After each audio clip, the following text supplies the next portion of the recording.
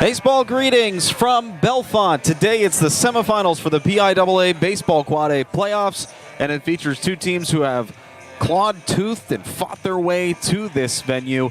It's Indiana and Fleetwood. Good afternoon, and thank you for joining us here in the S&T Bank broadcast booth. S&T Bank, People Forward Banking. Alongside Pat Doherty, I'm Jake Slobodnik, calling all the action for today's game on Renda Digital TV. John Smathers is our executive producer and cameraman. Did a fantastic job helping us bring this game to you. And we're so glad that you could join us, as Pat, I think these two teams, they have seen it all, I would say, throughout the season, and both of these squads have rightfully earned their way here to the semifinal matchup. Yeah, they have. I mean, you talk about Fleetwood, and they had to run through teams that we're familiar with. They beat North Catholic 3-2 in the opening round of the PIAA playoffs. They had to travel to Seneca Valley High School all the way from out near Reading to Seneca Valley for that first game. Then they played Montour here, and I believe that was a 5-3 decision for the Indiana Indians. They had a little bit of a redemption tour for them. They started with Bellefonte and came here to Bellefonte last Monday, a week ago today, and got a 3-0 victory over the defending state champions. Then they had a rematch with East Pennsboro and were able to pull that out in the bottom of the 7th with the walk-off walk. Yeah, Indiana. So it's been a challenge. It has been, and Indiana, as Pat alluded to, it wasn't so easy in terms of their last game against East Pennsboro. That played at Mount Aloysius College, just a little over an hour away here in Crescent. And it took until the final inning for Indiana to come back, and they were able to do it. They loaded the bases thanks to some clutch hitting from the meat and bottom of their order. And Mark Collinger came up after experiencing a bit of a dry spell at the plate. He came up with that keen eye and was able to walk it off with a walk. Fleetwood, they are doing a pretty good job so far in this playoff run.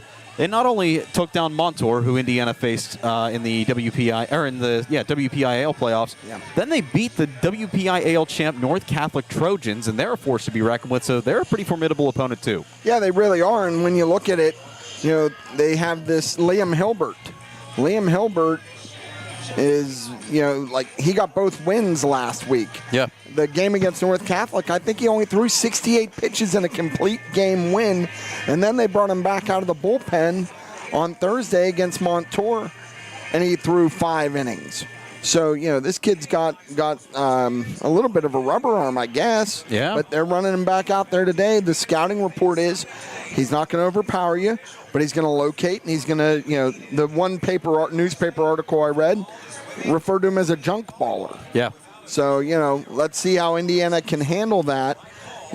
Indiana will be the home team here today, so they're going to get the last cracks. But, let's see what Indiana can do. Maybe they can get to that Fleetwood bullpen. We're just getting started on the Law Office of Patrick Doherty pregame show. We'll take a timeout, come back, set the table for today's matchup, give you a couple key performers as well. And before you know it, we'll be talking with Coach Dan Petroff later on, and then we'll have first pitch from Bellefonte. It's coverage of the PIAA Quad A semifinals from Bellefonte High School. Indiana Fleetwood coming your way at 4 o'clock here on an IRMC High School Baseball Afternoon on Renda Digital TV. We're the lifeblood of the community. It's so much more than just a job. So good patient care is providing top quality care, but also in a timely fashion. They don't need to go to Pittsburgh for that. They can stay right here in their backyard. So when a patient walks into your office, you receive them as your family member. A patient leaves my office feeling heard. And the focus truly is on what will get us our best patient outcome. Looking to experience luxury with your next vehicle? Then look no further than Luther Lincoln. From the full-size Lincoln Navigator to the mid-size Lincoln Aviator or the Lincoln Nautilus and Corsair crossovers, Luther has the Lincoln you want. With complimentary pickup and delivery for service or being able to schedule your service appointments online, Luther Lincoln wants to make your experience a pleasant one. Luther Lincoln, your choice for Lincoln. Route 119, Homer City. Click on lutherlincoln.net. Tom R. Harley Architects and the team at Upstreet Architects are very proud to be sponsors of today's state playoff matchup. Best of luck to all the student athletes competing.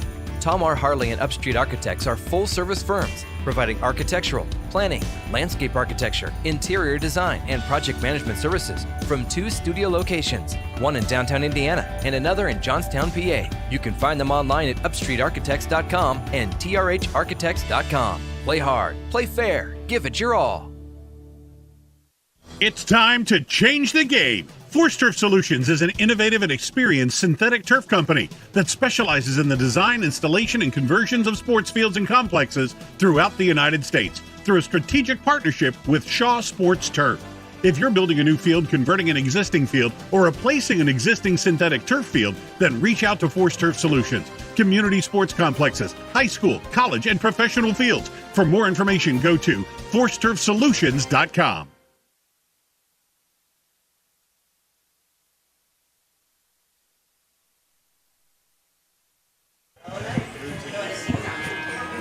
And we welcome you back to the Law Office of Patrick Doherty pregame show coming your way at the top of the hour. Indiana and Fleetwood here in the semifinals for Quad A in the state tournament. One of these two teams will move on to Medlar Park this Thursday at Penn State University. The other, well, they'll start their summer vacation plans. Alongside Pat, I'm Jake. And Pat, we look at Indiana and coming off that game against East Pennsboro, I think it just shows the grit that Indiana can bring to the field. And, this is one of those things where, Fleetwood falls, they get ahead early. This is one of those games that you can't get complacent no matter where you are in the game. Yeah, you really can't. And, Indiana showed a lot of determination there. They gave up those 3 runs in the top of the 6th against East Pennsboro. And you're like, oh, geez, how are they going to respond? Well, they responded immediately. They put 2 up in the 6th and then put 2 up in the 7th and walked home with the win and got here. So, Pennsboro, they're going to try to get ahead early, control you with Hilbert, and hopefully keep you off the scoreboard. Yeah, and I think this is going to be a low-scoring affair. Indiana's pitching has been pretty good. They have a combined ERA of 2.59, and Ben Ryan, who's starting for the Indians today, he brings in a .38 ERA, some fast velocity, some decent break on his pitches as well. We've seen that all season long. But how about Fleetwood? They come in, they've surrendered just 15 hits and 4 earned runs in their last 2 games. And as you said, Liam Hilbert has been the biggest cog of that. He threw a complete game against North Catholic, which is pretty tough in of itself, given the strength of that lineup. So what should we be expecting from him today? Yeah, I mean, I from all expectations, I believe he's going to work location. He's not going to overpower you. He's going to try to locate his pitches and, try to just keep Indiana off balance. And let's see how Indiana can respond. If they can get to him early, then maybe that puts some doubt in Fleetwood's mind. But I'll tell you this, both of these teams are playing with a lot of confidence right now. Yeah, they are. And Indiana, especially offensively, they've gotten a lot of contributors from up and down the lineup. Charlie Manzi being one of them. He's picked up a hit in his last 4 games, each of them actually, and he's actually posted a couple multi-hits. Last time we were here at Bellefonte, he sent one over the right field wall. So maybe he's looking to step up today. Tristan Redinger not hitting, but he came up with a big hit. He's been on a bit of a dry spell. And Mark Collinger, sometimes, we go back to that East Pennsboro game. When you get a walk-off like that, you don't put bat on ball to drive in a run, but that kind of boosts your confidence a little bit, so maybe he's going to have a better game at the plate. Well, yeah, I mean, anytime you have success, that just makes you feel better. Yeah. And maybe you don't press as much. But, both of these teams know what's at stake. A trip to Medlar Field into the PIAA Quad A Championship. They're playing baseball on June 10th. Yeah. School is out. Graduation was Friday. So all these seniors, they've graduated. They want to play one more game. Absolutely. They would love nothing more than that, especially the Indiana group of seniors who have been through it all over the past 4 years. And Coach Dan Petroff would love to get to Medlar Park as well. That's coming up Thursday. But Coach Petroff and his company has to take care of business today. And he expects a little bit of a different pace in today's game. Indiana has seen a lot of velocity. But today, according to scouting reports, Fleetwood brings in a lot of off-speed, a lot of not so much slow pitching, but they don't really get up there in velocity. But I would say they work more of their off-speed arsenal. So we'll get his thoughts as we continue on the Law Office of Patrick Doherty pregame show. We'll take a timeout. We'll come back and talk with Coach Petroff. That interview will be also brought to you by the Law Office of Patrick Doherty. Don't go anywhere. First pitch coming up at the top of the hour. But next, it's Coach Petroff on an IRMC High School Baseball Afternoon on Renda Digital TV. It's been a long time since I said this, but at Mark Arbuckle Nissan, right here in downtown Indiana, we have a huge selection of new Nissans to choose from. New Rogues, Pathfinders, Titans, and Frontiers. You no longer need to search to find inventory. We have the truck or SUV you're looking for right here. That's Mark Arbuckle Nissan, because if you buy a Nissan someplace else, you'll pay more money. After a stroke or heart attack, once you leave the hospital, you don't just return to your old routine. You might need some help for a little while. Get to know the communities at Indian Haven. Whether you need physical, occupational, or speech therapy, or wound care and pain management, you'll find it at Indian Haven. With a 5-star rating and quality measures from CMS, their caring team of medical professionals will help you get back to enjoying life. 724-465-3900. And we're back from Bellefonte High School here on the Law Office of Patrick Doherty pregame show, and we're with Coach Petroff once again, and our conversation with Coach Petroff of the Indiana Indians brought to you by the Law Office of Patrick Doherty, 737 Water Street in Indiana. Go Indians from the Law Office of Pat Doherty. Coach, it's a blessing here to be back with you and talking baseball once again.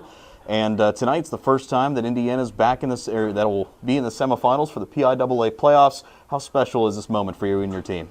Oh, we're super grateful for it to happen. Like I said, you got to hope. Two things. You got to hope. You win a few games regular season. You win the WPIAL. You win a few games in the States, and here we are. Now we're just believing in ourselves, believing in each other, and ready to go. But also wanted to say thank you guys for broadcasting. I do a lot of, me, Tyler, and Ben, we're on the internet looking for other team stuff. The only thing we can ever find is Indiana. Hey, that's a good thing. We appreciate Renda Broadcasting for broadcasting our games. Well, hey, I mean, it's you guys and the team that allow us to cover this, so we thank you for letting us cover you guys consistently. And again, you guys are back against the District 3 team. Let's go back to last week, the meeting on the Mount with East Pennsboro. Got a little wild there throughout the majority of it, but in the end, plate discipline really seemed to help you guys out. What did you notice from the dugout or third base? What changed in your hitter's approach to help win against East Pennsboro? I think the big thing with us is, we understand a baseball 7 innings. You get up 2-0, game's on over. You get down 2-0, game's on over. It's 7 innings, 21 outs, and we just play that way. You're going to have ebbs and flows throughout the game where you're feeding off each other, things are going great, then there's going to be some struggles, but you have to just fight through all that, don't get too high in the high, and then just preserve, keep going. Let's talk about Mark Collinger a little bit. He seems like he's been on I don't want to say a cold streak because, as hitters, you have some hot streaks and you have some cold streaks.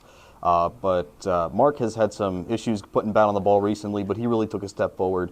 And you think his confidence might have increased from that walk-off walk?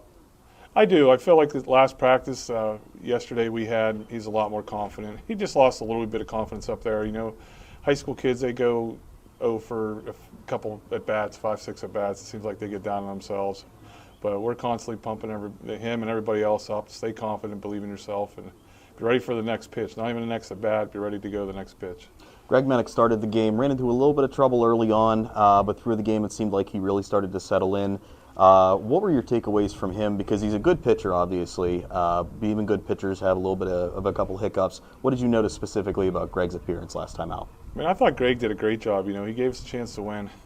Greg's stuff is as good as anybody out there. His fastball is unbelievable. He has great curveball. He just, the command was just a little bit off at times, and just felt like it was time to get him. And like I said, he kept us in the game, gave us a chance to win it, and that's all we can ask for out of any of our pitchers. And that's one of the things that we look back at last game and realize is a lot of people gave the team a chance to win, and one of those people in the lineup was Tristan Redinger. And through the season, he was trying to find his identity at the plate.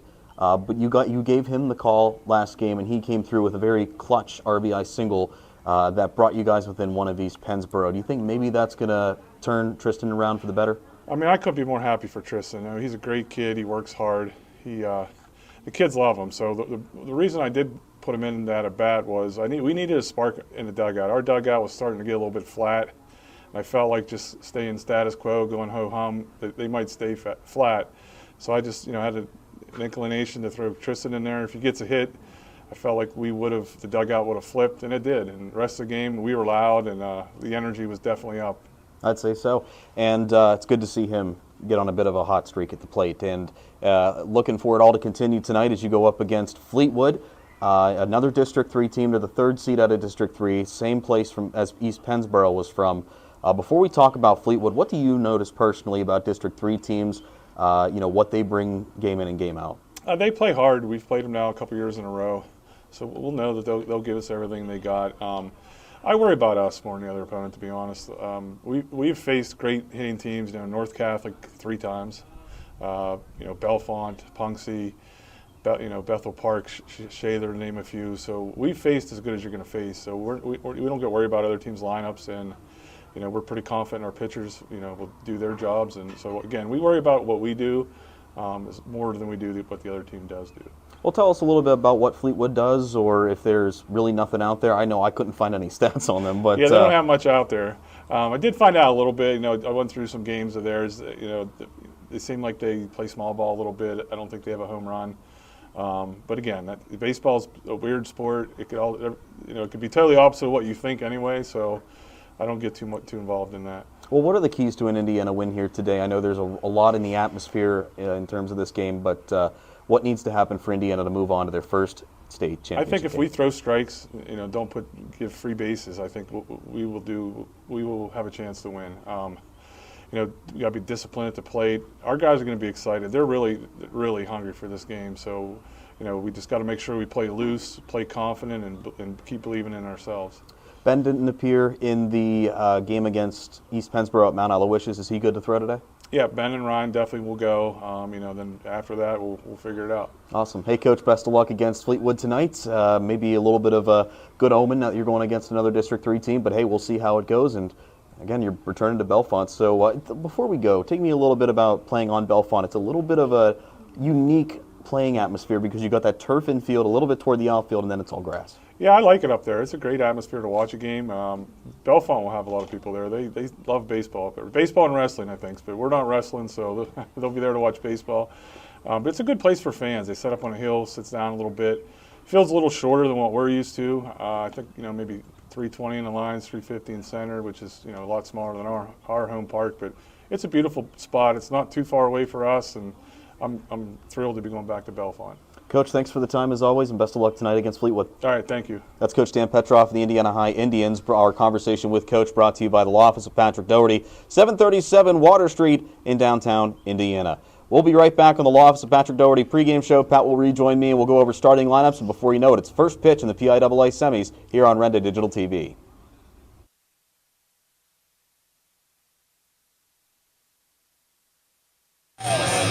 We're ready for playoff baseball from Bellefonte High School, Indiana and Fleetwood here in the PIAA semifinals. Fleetwood will be the visiting team, and we'll take a look at their starting lineup presented by Indiana Total Therapy. And here's Pat. All right, leading off, number 10, Nate Seidel. He'll play right field. Batting second will be the center fielder, number 17, Carson Bray. Batting third, Aiden Summers. Batting fourth will be the first baseman, number 13, Nick Knoll. Batting fifth will be the catcher, number 28, Dalton Young. Batting sixth will be the pitcher, number 1, Liam Hilbert. Batting seventh will be the shortstop, number 22, Wiley Loy.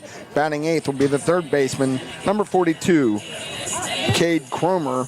And batting ninth will be the second baseman, number 27, Braden Subject. For the Indians, you got leading off will be number 4, Trevor Smith. He's playing second base. Batting second will be the shortstop, Andrew McGee. Batting third will be the pitcher, Ben Ryan. Batting fourth will be the designated hitter, Hunter Martin. Batting fifth will be the third baseman, Charlie Manzi. Batting sixth will be the first baseman, Mark Collinger. Batting seventh will be the center fielder, Caden Homer. Batting eighth will be the catcher, Ethan Schenk. And batting ninth will be the left fielder, Tim Birch. Awesome, Pat. Way to speed read those. We're ready for baseball. Ben Ryan on the rubber for Indiana to face Nate Seidel. The first pitch of this afternoon's game in there for a strike. 3:59 official first pitch time. 65 degrees, a couple clouds in the sky. Still a good day for baseball. The 0-1 by Ben Ryan. This is outside. Our starting lineups today presented by Indiana Total Therapy. With 3 locations at IRMC at Chestnut Ridge in Blairsville, Shelley Drive in Indiana, and the Human Motion Institute on the campus of IRMC. ITT, proud partners with the Indiana Area School District. The 1-1. Seidel squibs that foul. I do want to mention that Tristan Redinger is playing right field for the Indians today. Hunter Martin is hitting for him, however, but he is in right field. I'll take a look at the full defensive landscape in just a moment. Right now, Ryan ahead of the first batter of the afternoon, Seidel, the 1-2. Weakly grounded in the infield. Collinger will play it on the hop. He takes it to the bag at first, and there's one away. And that's a good segue to take a look at today's defensive outlook for Indiana. As you saw, Collinger over at first base. To his right is Trevor Smith. At shortstop, Andrew McGee. Charlie Manzi at third base. Catching Ben Ryan today is Ethan Shank, and across the outfield from left to right, Tim Birch, Caden Homer, and as Pat alluded to, Tristan Redinger. Carson Bry will step in. 1 out here in the top of the first, just getting started here in this Quad A semifinal matchup in the PIAA. The first pitch. Off speed, got him to wave at one and miss. And that's a really nice pitch if Ben can get that ahead for strike one. That's going to be the big focus here today, is getting ahead of hitters. Got to make sure that Ben Ryan can keep his pitch count at a reasonable amount. Next one. Couldn't hold up his swing. It's in there, 0-2.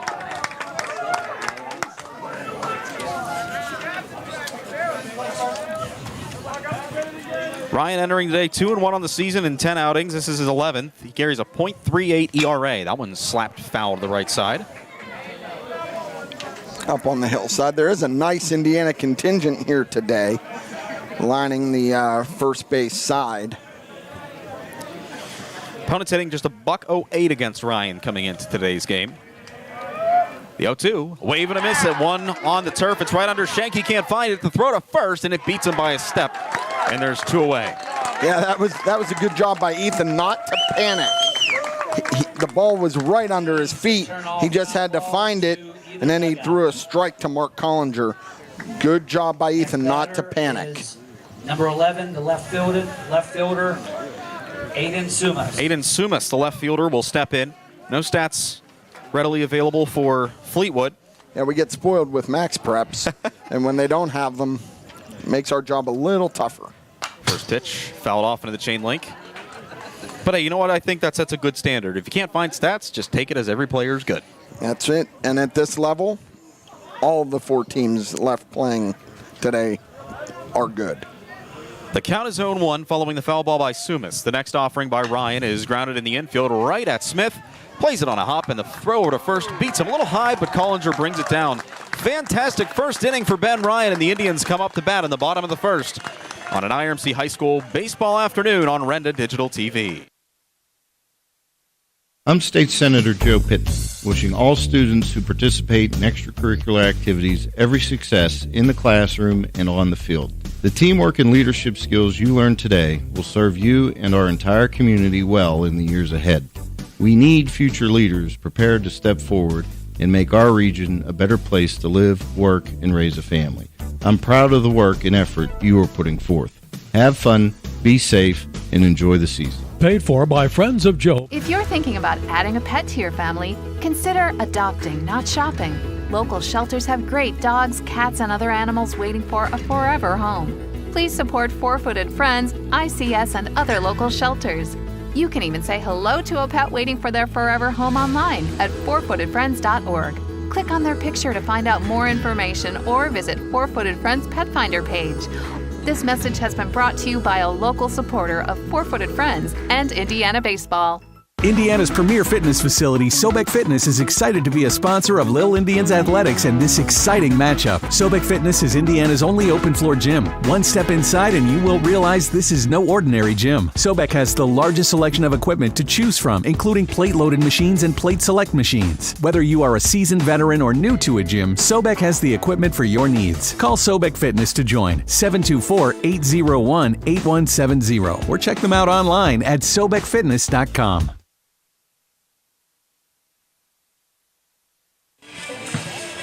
Today's coverage on Renda Digital TV is co-presented by Mark Arbuckle Nissan. They have a large inventory of new Nissan models and also quality pre-owned vehicles to choose from, servicing Indiana, Greensburg, and Johnstown. Shop Mark Arbuckle Nissan, 1080 Philadelphia Street in Indiana, or at markarbucklenissan.com. If you buy a Nissan somewhere else, guess what? You'll pay more money. Also by Thomas R. Harley Architects, an experienced architecture firm dedicated to client experience, quality, design, and multifunctional facilities. Good luck, Indians, as you chase the state championship from Thomas R. Harley Architects, Philadelphia Street in Indiana. Pretty good first, top half of the first for Ben Ryan on the mound, and now Indiana will come to bat for the first time this afternoon to face the senior Liam Hilbert. Junk ball pitcher, as scouting reports describe him as. And Trevor Smith will lead things off. Smith had a hit against East Pennsboro the other day, and the first pitch he sees is skied to center field, but right at the center fielder, Bry, and he puts it away. One pitch, one away in the bottom of the first. And for the rest of Indiana's lineup, McGee follows, then Ben Ryan, Hunter Martin batting cleanup, Charlie Manzi batting in the 5 hole. Mark Collinger at the first baseman in the 6th spot, followed by Caden Homer, Ethan Schenk, and Tim Birch. Andrew McGee digs in to face Hilbert. The first pitch to him misses just a bit outside. Indiana needs to put some at-bats together, try to build a pitch count here. As we've talked about all postseason, you can throw 105 pitches. The next one, McGee takes a strike in there.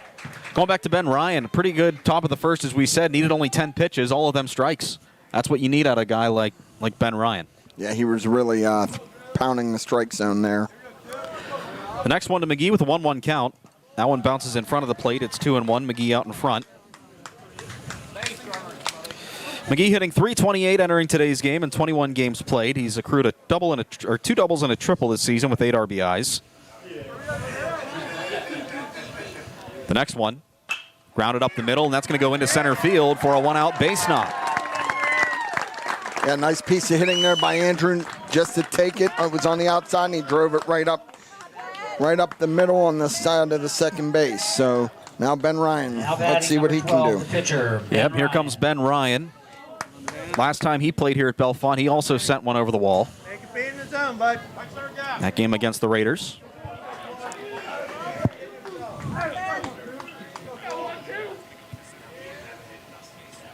First pitch to Ryan. This is low for a ball. We already see that off speed really starting to show itself early on. Trying to get hitters to chase. Yeah, you just want to have a good at-bat here. A quab, as we've said. Pickoff move over to first. He's back safely. Defensive outlook for the Tigers of Fleetwood. See Hilbert on the mound, followed by the catcher Dalton Young. Nick Knoll over at first base. Braden Subject over at second base. Next one to Ryan. Catches the inner corner for a strike. Shortstop is Wiley Loy. At third base, Kane Cromer. Left fielder is Aiden Sumas. Carson Bryan center, and Nate Seidel in right. Count is 1-1 to Ben Ryan with McGee over at first, following the single. Next one, Ryan sits back but fouls it off. I know you had mentioned that Ben did not hit a home run here last Monday. I know Manzi did, but I thought Charlie Manzi did, and the other one was driven in on a sac fly by Ethan Schenk. It was a 2-run shot by Manzi. He had hit one against North Catholic down at Wild Things Park in the District 7 championship. One thing I can guarantee is against East Pennsboro at Mount Aloysius on Thursday, he did smack one to left center field that was just inches away from a home run. Next one. Oh, he takes one that beans him on the left shoulder, and he'll take first the easy way. Now easiest hard way, I would say. And now there's 2 runners aboard for the DH, Hunter Martin, who's been seeing the ball rather well over the past couple of games. Could possibly put the Indians on the board here in the bottom of the first. I want to just let you know that on Renda Digital TV on our YouTube stream, there is a live chat function. If you have a well wish you'd like to send a player, whether it's on Indiana or Fleetwood, feel free to comment. Kathy Osoric says, "Good luck, Indians." First pitch to Martin, in there for a strike. Got really popular with the East Pennsboro crowd when we were at Mount Aloysius. We had a Jovi de Jesus fan club, I would say. Yeah, and he earned it. He played a great game for Pennsboro. Yep, he did. Count 0-1 to Hunter Martin, the DH. Long look at second, the next one. And Martin fouls that one off. Seeing the ball well, just a little under it. Yeah, and, with Fleetwood, they're pinching their second baseman and their shortstop. If Hunter can just put one on the ground to the right side of the infield, he's got a good chance to beat this out. Yeah, Seidel playing a little bit farther back and more toward the line. Martin hitting .261 through 20 games played entering today. And a long look at McGee at second base as he extends his lead. The next one, looking at the outside part, I think that was just a waste to see if there was any movement on the base pads. Yeah, that was a fastball in the outer half, but it wasn't even competitive. It was more in the other batter's box. He hit his spot, but that's where the catcher was set up. So the count 1-2 following the waste pitch outside. The next offering. That one bounces in the dirt, but a fantastic block by Dalton Young, the catcher, to keep that in front of him and keep the runners at bay. Yeah, he did a nice job of just turning his glove and picked it on a backhand. Really nice job.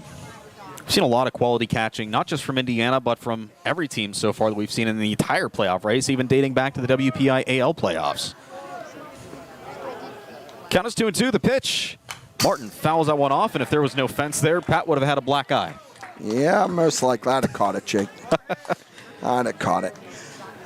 You know, the one thing that was interesting about Fleetwood in that North Catholic game, North Catholic ran themselves out of some innings. So Fleetwood plays solid defense.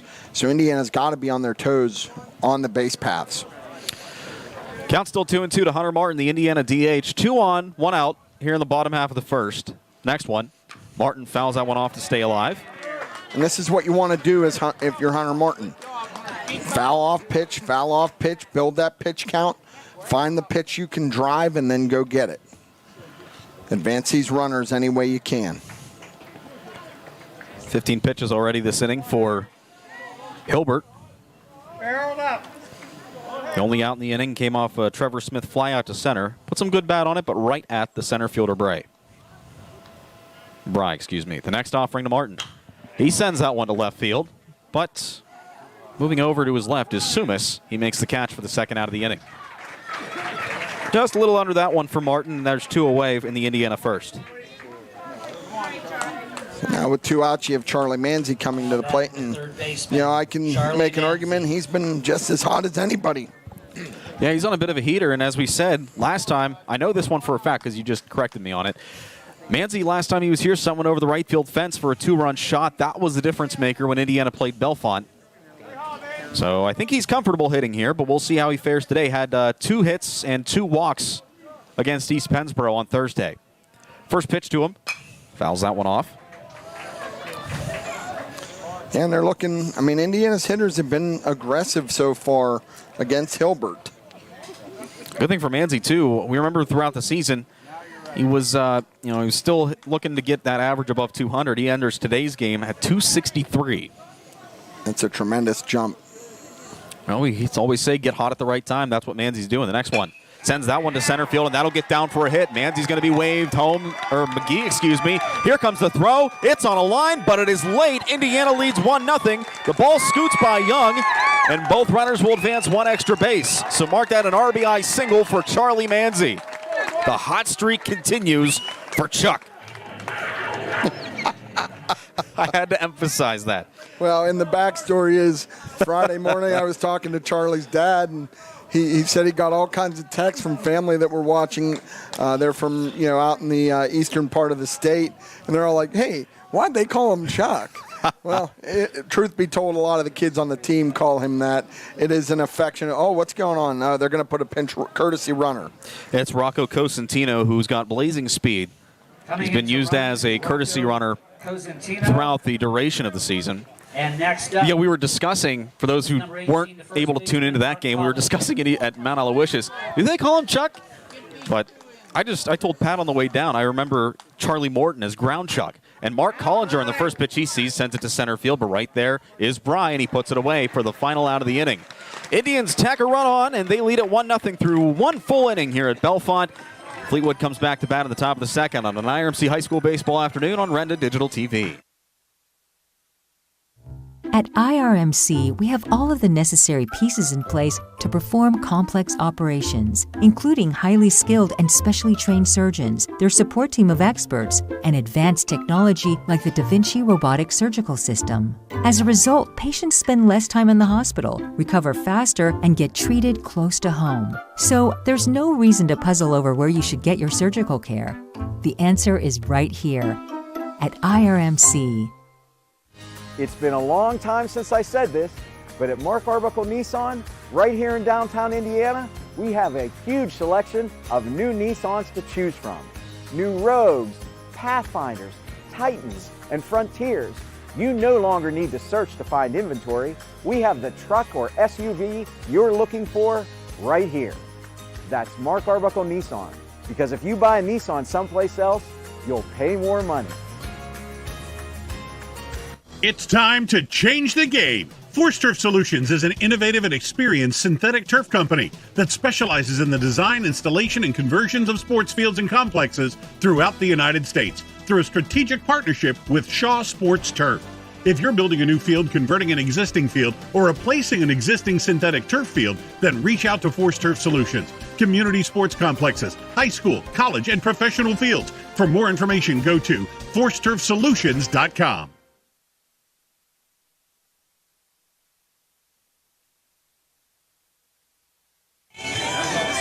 Productive inning for the Indiana Bats. They lead 1-0 through one full here at Bellefonte High School alongside Pat Doherty. I'm Jake Slobodnik, welcoming you back to the S&T Bank broadcast booth. S&T Bank, People Forward Banking. We're so glad you can make some time to join us here this afternoon as we send one of these teams to Medler Field this Thursday. And for Indiana, they look to make it would be their first ever appearance in the state championship. And I think the same for Fleetwood, too. I have to confirm on that. I believe that's correct. I believe this is Fleetwood's first playoff wins came this year. Solid year for both of these teams. Ben Ryan, after a 10-pitch first inning, will come out to face Nick Knoll, the first baseman. The first pitch of the inning. Well, that's his first ball of the afternoon. This is just a bit outside.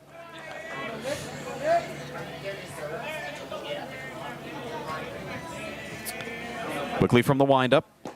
Next one catches the outer corner, so he's able to bring it inside a little bit, and it's 1-1 to Knoll.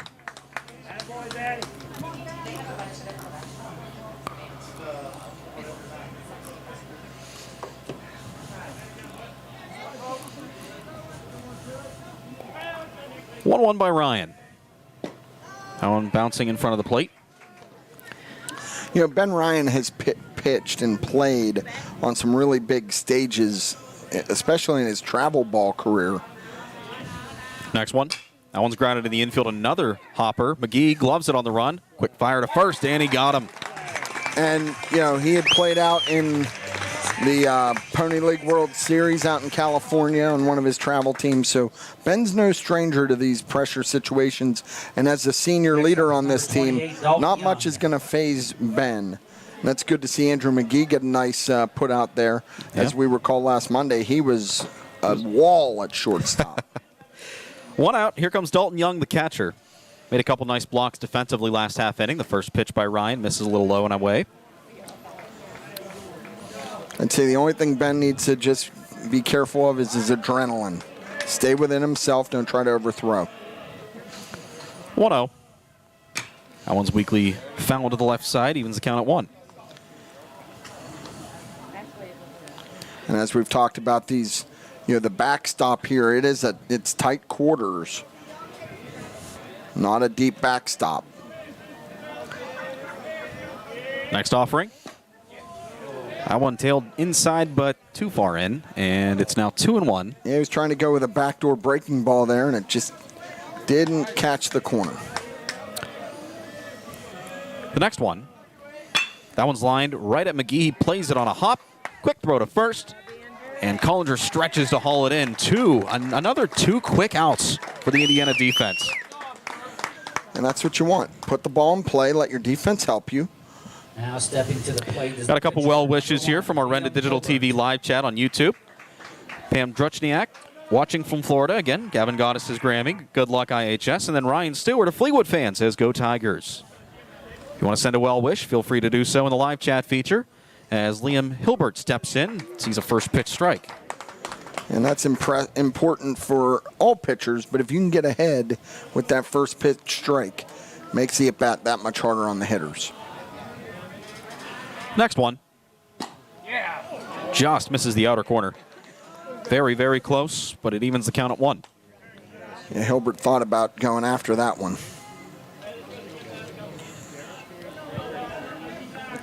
1-1. Line in a right center field, and that's down for a hit. So Hilbert able to help himself out a little bit. He represents the tying run here in the top of the second with 2 away. After that single to the opposite field. And here comes Wiley Loy, the shortstop. And they're going to bring in a courtesy runner for Hilbert. Number 33, Landon Walk. That's a good baseball name. Yeah, an ironic name. You put the guy Walk into run. He steals a base. I'm going to change his name to Landon Run. On our first 2 away were Wiley Loy. First pitch from the stretch by Ryan today, and that one's fouled away.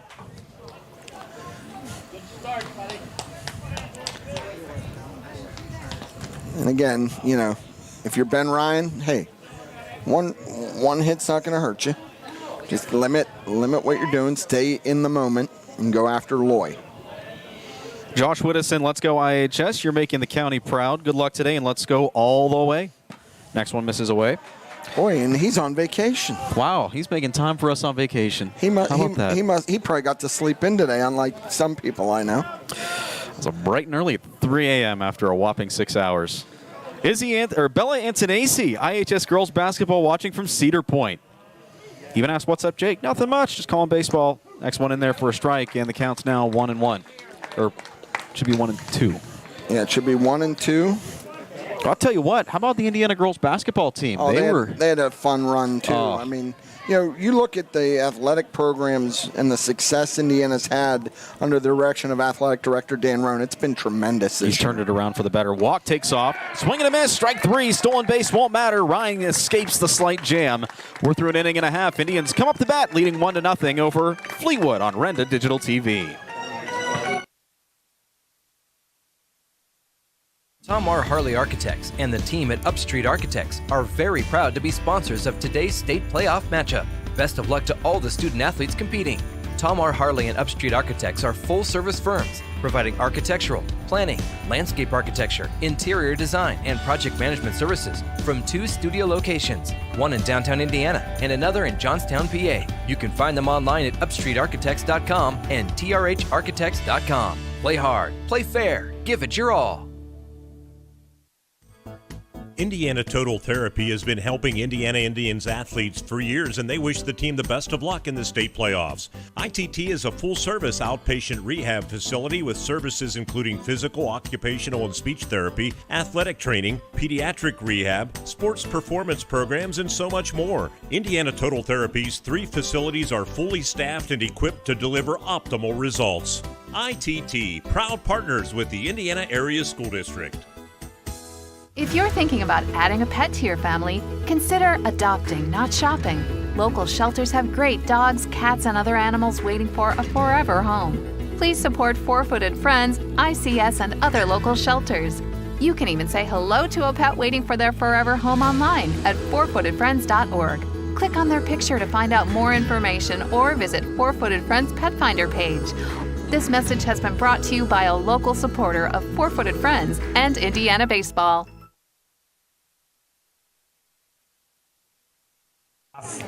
Is the center fielder, Caden Homer. Caden Homer to lead things off in the bottom of inning number 2. Indiana with a 1-0 lead over Fleetwood here on Renda Digital TV. Glad to have you alongside Pat Doherty. I'm Jake Slobodnik.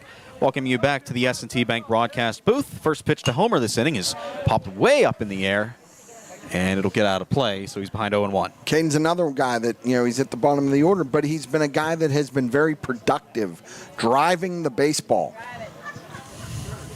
Yeah, we saw it against East Pennsboro. I want to say at East Pennsboro. No, it was at Mount Aloysius. The next one to Homer. Sent one to opposite field, right?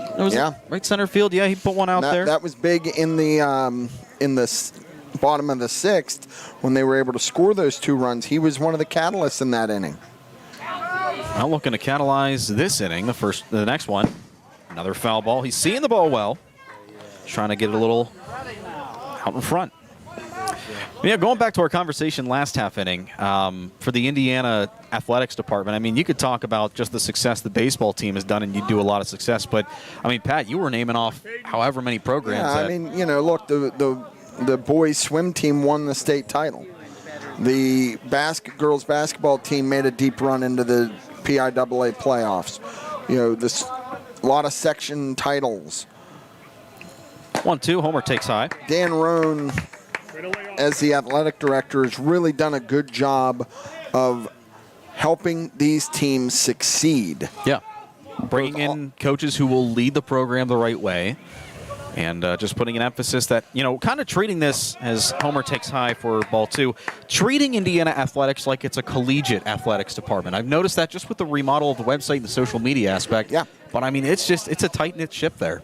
Yeah, and I just can't say enough good things about what he's done. And you got to give the administration credit. Under the prior superintendent, That one's lined into left field. That should get down, and it does for a base hit. A leadoff It went single. over his head. It did. It got by him. It got by Sumas and left, so Homer will head to second for a free base. Mark that as, go ahead, no. Sorry, I didn't mean to jump on you, but I saw you were looking down, penciling in the single, and the ball took a crazy hop, went over the left fielder's head. That's a double. That's a double all the way because of the hop. The outfielder didn't misplay that, in my opinion. Well, we'll mark it down as a double. Now, the official score may disagree, but it took a crazy hop and went over his head. That was nothing that the Sumas did wrong. And here comes Ethan Shank, the catcher. Edwin Shank wishes the team continued success from Cleveland, Ohio. First pitch, trying to move him over, but bonded foul. Edwin has been a loyal viewer throughout this entire playoff streaming run. Yeah, I believe that's Ethan's great uncle. I think it's Tyler, our assistant first base coach's uncle. So thank you for tuning in. MTMM says, way to go, Benny. Joe S. says, go Indiana, let's get this W, then on to the big show at Penn State. Next offering, Shank still showing bunt, takes outside. Yeah, so, with no outs, you want to try to get that runner over to third, and your probability of scoring him with less than 2 outs is greatly improved. Now with the left-handed hitting Tim Birch on deck. Be a good opportunity for an easy RBI. Next offering, Shank squares the bunt, but it's foul. All right, now the bunt's got to come off with 2 strikes. Yep. Now you got to just say, all right, shorten up, 2 strikes, find a different way. Put a ball on the ground to the right side. That will do the same job. I mean, I'd love to get one in between the gap over at first and second. Sure. Especially with Subject playing closer to the bag, trying to hold him on, and a timeout called by Shank.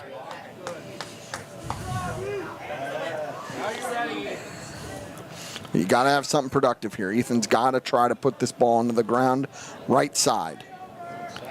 Counts 1-2 to Shank. Next on. One's fouled off, so he stays alive.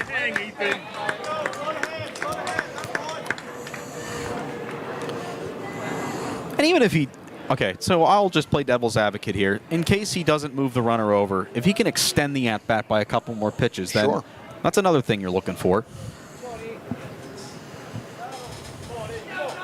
Count still 1-2 to Shank. The pitch takes outside, ball 2. Yeah, so now it's 2-2. And again, the more pitches you see as a hitter, the odds start to switch into your favor. Well, yeah, you're more prone to see the opposing pitcher make a mistake, leave one out in the heart of the plate. Now for Hilbert, he's got the stuff to really fool a batter no matter how deep of a count it is. The next one, saw one right there. Nice little off-speed pitch, but Shank able to get a foul ball.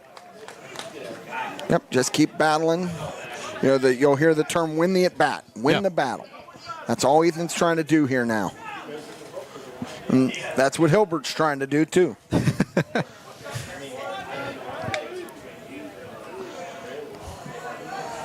Another look towards second. The pitch. Shank grounds that one foul to the left side, so he stays alive again. Yeah, the more pitches he sees, and you see it all the time. I mean, that's just baseball. Mason in our Renda Digital TV chat, Fleetwood supporter, says, let's go Fleetwood, bring that state title back to the Wood. Count is still 2-2 to Shank. The pitch. Runs in and hits him. That's the second hit batter today by Hilbert. And that one stung Shank a little bit, so he'll take his time heading down to first. We're going to talk about winning the at-bat. There it is. Forced him to make a mistake. It didn't leave one over the heart of the plate, but he gets on base one way or another. And I would think they're going to do a courtesy runner here, let Shank get his breath a little bit after taking that off the hand. As a catcher, he gets beat up every game. Yeah. So, let's see. Are they going to run for him? Yeah, they are. They're going to send... Well, Tristan Redinger is number 22. No, it's Tuscan Blystone. No, Tuscan Blystone. Now running. I'll say that doesn't look like Tristan. I don't even think they could do that since he's fielder. He can't. It has to be somebody out of the order. Now, Tim Birch is going to lay a bunt down here. I got to believe. And Birch has had a couple of nice bunts over the postseason for Indiana. They're going to look back towards second. And they also wanted to see if Tim's going to give away what he's doing. I don't know at this point. Maybe I'd take a pitch. Yeah, take a strike, see what happens, and maybe you want to play some mind games, especially early on. Third baseman playing even with the bag. Well, Birch squared around the bunt but fouled it off. Yeah, and, if you're going to sacrifice, let's get around, let's get it, and let's do a good job of getting it down. Now, Coach Petrov's going to call Tim down. Well, we've said that the entire postseason is that when your job is to sacrifice the runners over, it doesn't matter where that pitch is. You got to get it in fair territory. Now, obviously, if it's an obvious ball, you pull back. But if it's one close, you want to get it in fair territory because your goal is just to move the runner over. Right. You don't count as a batter if you if you have a sacrifice up. And here, you want to put it towards third base, make that third baseman come and field it. Yeah, Cromer. Or the pitcher has to come all the way over. And Tim runs well. He might leg it out. Yeah, Cromer's playing now on the lip of the grass.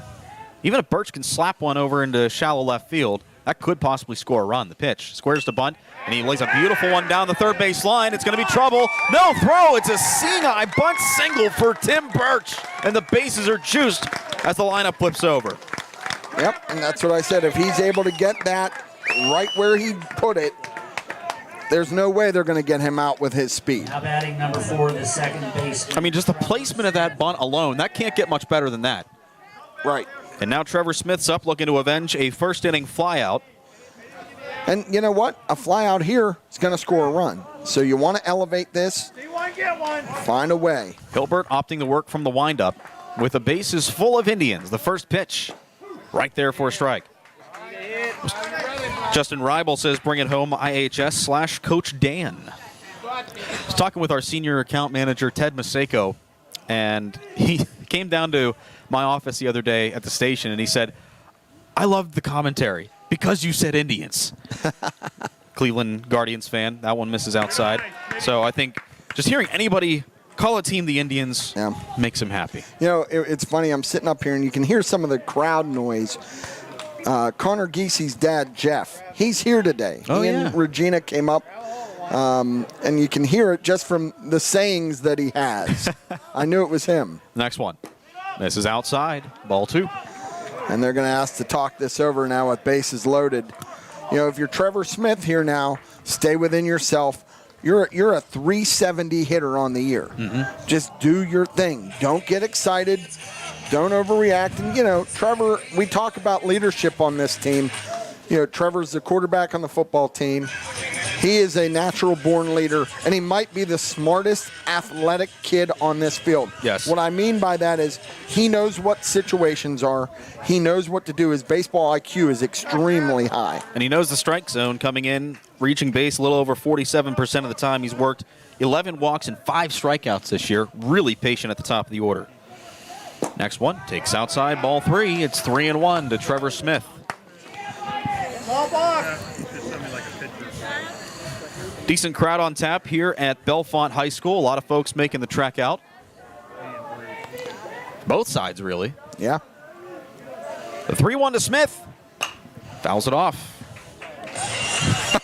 It's interesting. Yeah, you hear the animation in the background or the noise. We were able to talk with Bellefonte's athletic director, and they've done a tremendous job hosting us here the second time. We really appreciate everything Bellefonte's done to allow us to bring this to you. Counts full 3-2. The base is full of Indians. The next one misses, low and away, ball 4, and the Indians score an easy run. That's a quad, quality at bat. And here comes Andrew McGee. Yeah, I was laughing because Ted Maseko actually texted me as we have a conversation out on the mound. Ted said, you got that right. They turned Yuns on at the Elks, so we got folks at the Elks Lodge watching us today. Thank you to the Elks. I know, just winning is contagious, as they say, and people like to follow, they may have a grandson, they may have a nephew, a neighbor, somebody watching. Thank you guys for tuning in to listen. While they talk it over on the mound, let's take a look at some other well wishes from our Renda Digital TV live chat feature. Colton Mauger says, let's go Fleetwood. I think I read that one already, but if not, there you go. William M. says, let's go Fleetwood, bring Coach Jack in. William might want to shed some light for our...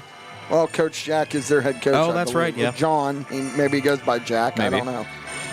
Danette Amy says, let's go IHS and Coach Dan. We are cheering you on from Orlando, Florida. All right. Yeah, they were with us they've been with us every game. That's Gavin Garnis' aunt. So has Rob Carey Cooney. They said, great work over the season, Jake and Pat. Well, thank you. And he said some more. We'll get to that here as the first pitch to Andrew McGee misses up. If you recall last game, Rob created a little bit of a political firestorm nominating me for president. We're not doing politics here today, guys, but it's great that they're listening. They are Trevor Smith's aunt and uncle, and I'm sure Dave and Patty Cooney, his grandparents, are tuned in. McGee takes low and away, ball 2-0. Rob and Carey also say Indiana has a special team this year. Really enjoyed the post-game interview last week with the whole team and your words of encouragement to the boys. I don't know what I said, but, I mean, just the fact that it goes back to what Coach Petrov has been saying. Every win this season has been a team win. I know we focus on several individual players as McGee takes a strike, but that's been the big thing this year with Indiana's team-oriented baseball, and you can see it paying dividends. Yeah, I mean, that's really the culture that they've been trying to build here the last 4 years.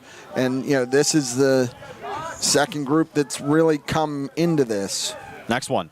McGee waves and misses at one outside and brings the count to 2-2. Mason adds missing my guys from Ocean City, Maryland. Shout out G.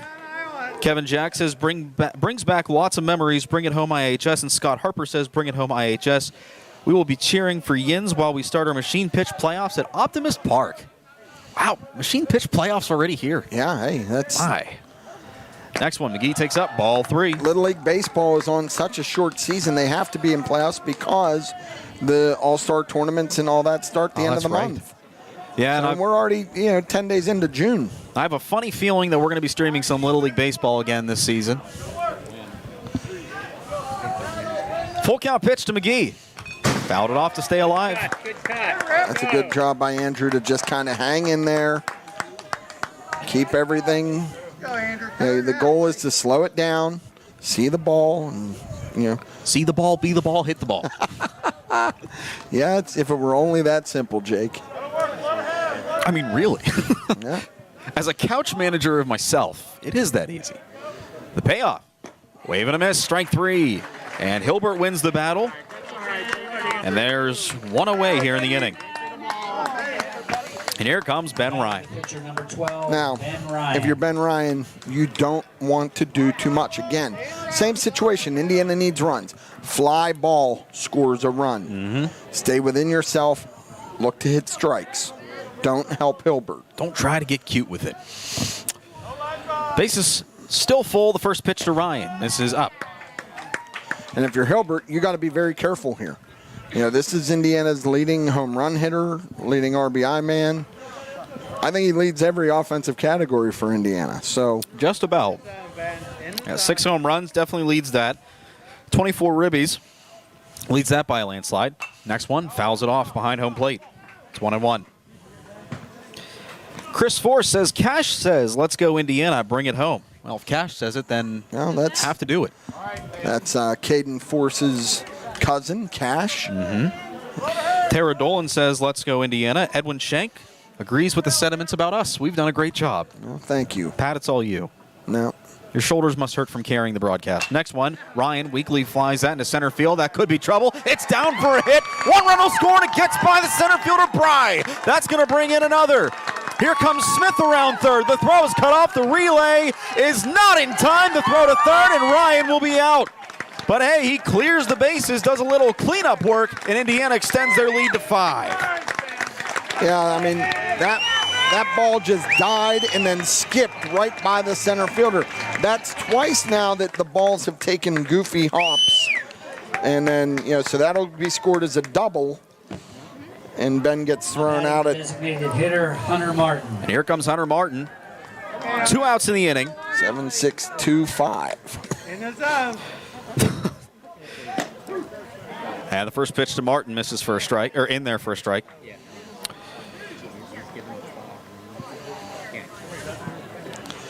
And the next one in there, Hilbert able to bring it over for a strike. It's now 0-2. If you're Indiana, you got to be thrilled. You put up a crooked number. That's what you're always looking for offensively. Next one, Martin takes low and away. Good waste pitch. 4 runs already across in the bottom of the second. Indiana with a 5-0 lead over Fleetwood. Counts 1-2 to Hunter Martin, trying to extend this rally. Next one. Takes outside, and a good take, just misses. Yeah, Hunter tracked that ball really well. He saw it right out of his hand.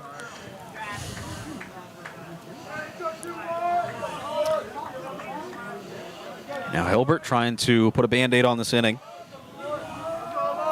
From the windup, he throws. Martin takes right there, called strike 3, and that'll stop the bleeding. Indians pile on 4. We head to the third. It's 5-0 Indiana on an IRMC High School Baseball afternoon on Renda Digital TV.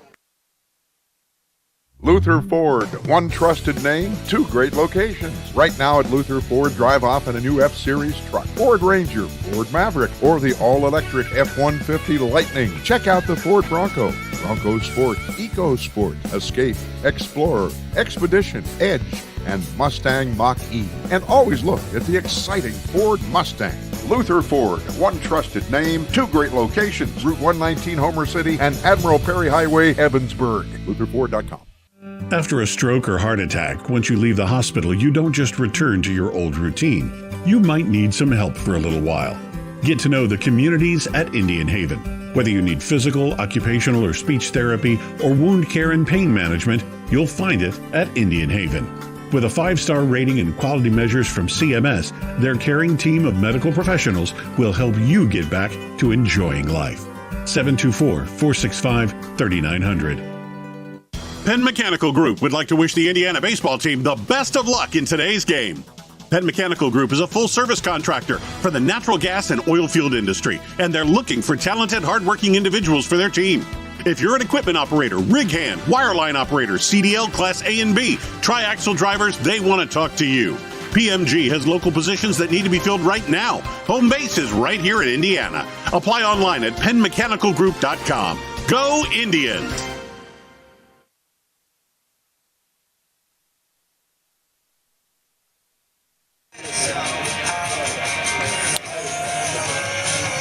Today's broadcast on Renda Digital TV is co-presented by Mark Arbuckle Nissan, servicing Indiana, Greensburg, and Johnstown. Shop Mark Arbuckle Nissan, 1080 Philadelphia Street, downtown Indiana, or online at markarbucklenissan.com. If you buy a Nissan somewhere else, you'll pay more money. Also by Thomas R. Harley Architects. Go Indians from Thomas R. Harley Architects, Philadelphia Street in Indiana. Alongside Pat Doherty, I'm Jake Slobodnik, welcoming you in for the third inning in the S&T Bank broadcast booth. And it's Kane Cromer stepping in, taking a first pitch strike from Ben Ryan.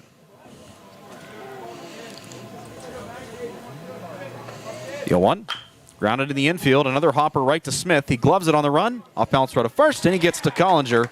And in 2 pitches, Indiana's got an out. That's what you want to see. Indiana, it's so imperative right now for their defense to put up another 0 here. You know, you got 4. How many times do you say, keep piling up those 0s on the defensive side, especially after you came out and scored 4. And the first pitch to Braden Subject in there for a strike. And you can't say enough so far through 2 1/3. What a good job Ben Ryan's done of getting ahead of these hitters. Yeah, through 2 innings, he had 25 pitches. And that's his 4th, so he's only at 29, and he's ahead 0-2. Boy, they have all kinds of crazy music here. They have the disturbed version of the Steve Austin theme song. Next one, wave and a miss, strike 3. Ryan retires him on a strikeout, a 3-pitch K. And the lineup flips over with 2 away. Ben went fastball, then slider, and it was just great pitch selection so far by the Indians. And, got to give Ben Hudak credit, the assistant coach who actually calls the pitches for the Little Indians. Nate Seidel steps in for the second time. The first pitch he sees. On the first one he sees, grounded to Smith at second. He fires to first, and that'll do it. The Tigers go down quickly to the bottom of the third. Indiana looking to extend their 5-0 lead on an IRMC High School Baseball afternoon on Renda Digital TV. Indiana's premier fitness facility, Sobek Fitness, is excited to be a sponsor of Little Indians Athletics and this exciting matchup. Sobek Fitness is Indiana's only open-floor gym. One step inside and you will realize this is no ordinary gym. Sobek has the largest selection of equipment to choose from, including plate-loaded machines and plate select machines. Whether you are a seasoned veteran or new to a gym, Sobek has the equipment for your needs. Call Sobek Fitness to join, 724-801-8170, or check them out online at SobekFitness.com.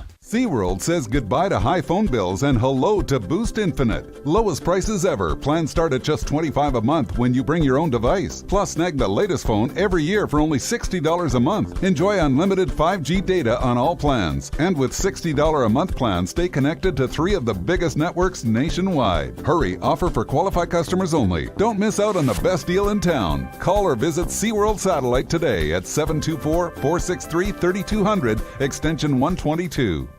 You never know when you'll need a good electrician, but when you do, there's one company in Indiana you can always trust to get the job done right. Sheasley Electric has served Indiana and the surrounding areas for more than 70 years. Sean Sheasley and his team of skilled electricians can handle any job, large or small. The next time you need an electrician, go with the name you can trust in Indiana County. Sheasley Electric. That's Sheasley Electric. PA license number 5950. Quick inning for Ben Ryan on the hill. He gets his offense back up there, and Charlie Manzi will lead things off here in the bottom of the third. Indians lead at 5-0. Charlie Manzi will dig in. Had an RBI singles last time up, then moved over to second and was left stranded there. You know, after the first 2 innings, Hilbert's at 56 pitches. And Manzi will send that into right field. Cued it off the end of the bat, and that gets by the right fielder, Seidel. And Manzi's going to round first and head for second, and he'll hold up at second with a single and reach it, and he advances on an error by Seidel and right. Boy, the Fleetwood outfielders are really struggling with that outfield grasp.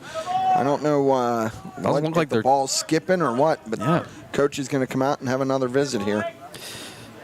Well, yeah, after something like that, you got to go out and calm down your pitcher. Want to get his head back in the game. You know, I want to recognize Keegan Ryan, Ben's oldest brother. He's a lieutenant in the United States Army, graduated from West Point. He's here today watching the game. Wow. And that's going to be all for Hilbert. Wow, so Hilbert's line will be at 2 innings. And we'll try to tally up the numbers. You know what? We'll take a timeout. We'll come back. We'll tell you who's on the mound and give you the numbers on Hilbert when we come back. 5-0 Indiana in the bottom of the third on Renda Digital TV.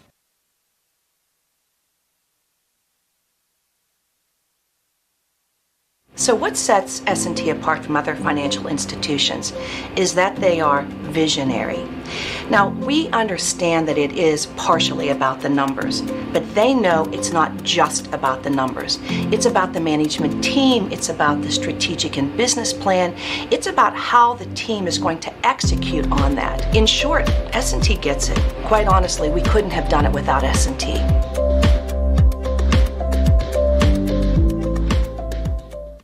Whether your goals include college education funding, retirement planning, generating income, or reducing taxes, at Crimson Wealth Management Group, we've got you covered. We make it easy for you to make the right decisions by offering you access to a comprehensive array of investment products and wealth management strategies under one roof. One stop for all your financial needs. Crimson Wealth Management Group is committed to helping you pursue your goals, whatever they may be. Stop in and speak with me, Doug Steve, today. You'll be glad you did. Securities and advisory services offered through LPL Financial, member FINRA SIPC. Hello, this is attorney Patrick Doherty. In sports, teamwork is important. That's why I'm pleased to announce the addition of attorney Amy Doherty to my team. Whether it's criminal law, divorce, child custody, child support, wills and estates, or buying and selling a home, our team is here for you. Visit us at 737 Water Street in downtown Indiana to discuss how our team can work for you. Good luck this season from the Law Office of Patrick Doherty.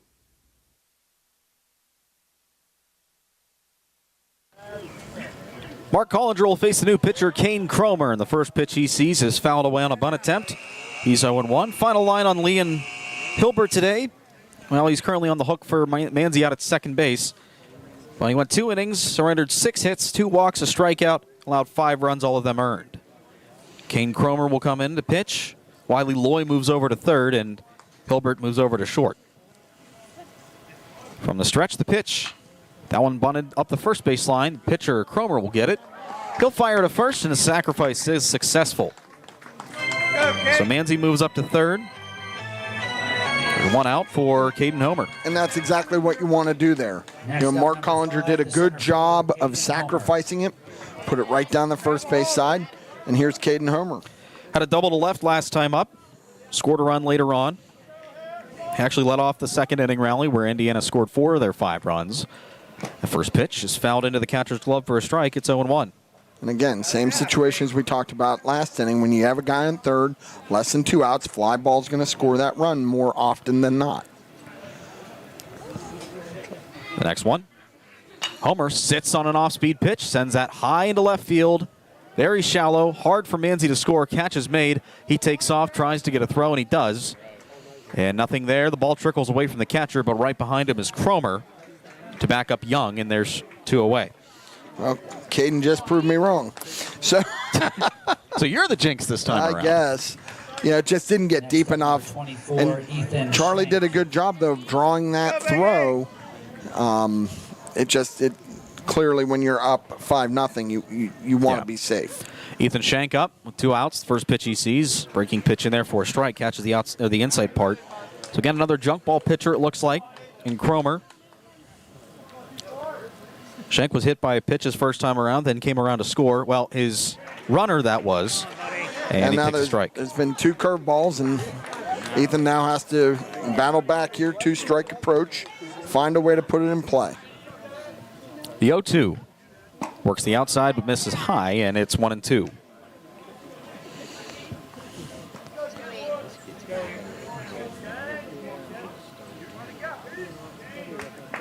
Next one. Shank sends that into left center field. That's trouble, and it gets by Bry, the center fielder, and Shank is off to the races. 1 run scores, and he's going to pull into second with a 2-out RBI double. It's 6-0 Indiana. Great job, 2-strike hitting with Ethan Shank. And again, the bottom of the Indiana order is doing damage. Now they're going to have a courtesy runner. It should be Rocco. That's Tuscan Blystone. Tuscan Blystone, I'm sorry. Once you run, you're married to the person you ran for. So Rocco is aligned with Ben Ryan.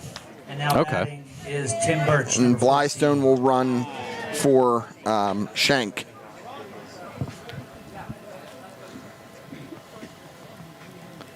Now we're going to have a conversation. Yeah, I mean, it's a courtesy runner.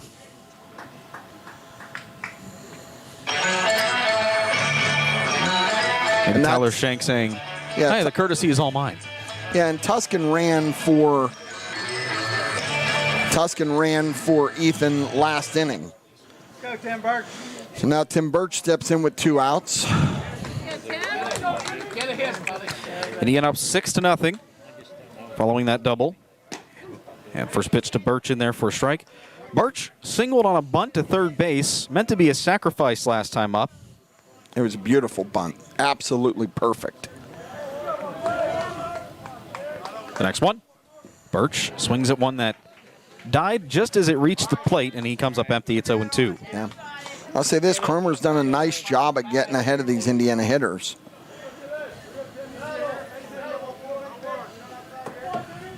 Looks toward Shank at second, or Blystone. That one's slapped to left. Toward the line, could be trouble.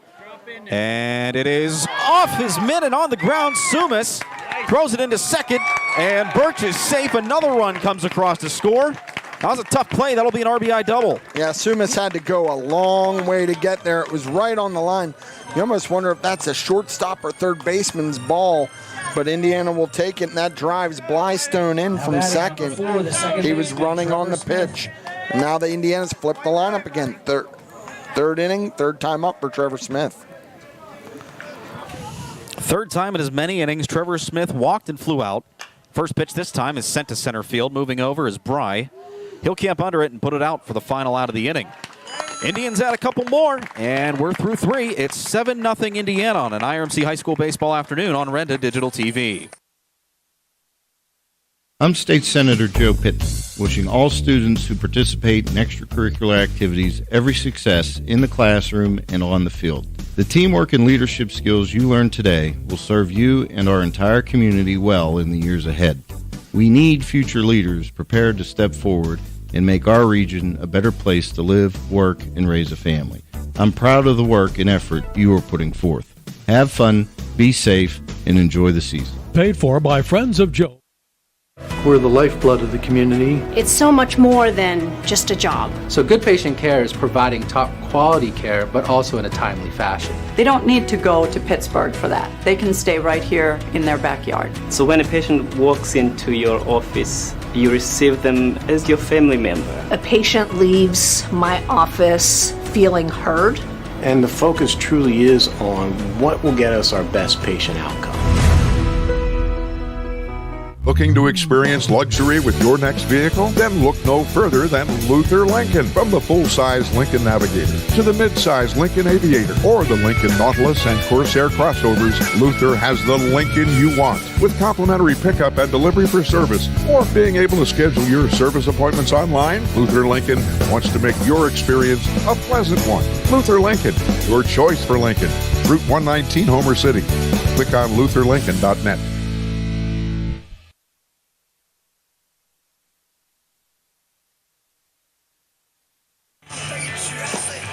Ben Ryan back out for another inning with a comfortable lead and a low pitch count, and he will come up and face the 2, 3, 4 spots leading off for Fleetwood, led off by Carson Bry, the center fielder. Center fielder Carson Bry. Again, you pitch with a lead. Pound that strike zone as he has done so far through the first 3 innings. Keep that up. Ryan with 31 pitches thus far. The first pitch, this is low. But I tell you what, if Ben Ryan can go the distance in this game, or even pitch 6, that'll set Ryan Okapal up for Thursday in case more than likely Greg Minnick would pitch if Indiana can advance. They're going to need more than one arm. Right. That one's grounded weakly in the infield. McGee on his horse, grabs it on a hop, off balance throw to first. Not in time. Good pick by Collinger, but the speedy Bry able to beat it out for an infield hit. Yeah, nothing you can do there. Andrew did all he could to get there and get his feet set. Next up, the left fielder, made a good throw. Bry just beat it. Here comes Aiden Sumas, the left fielder.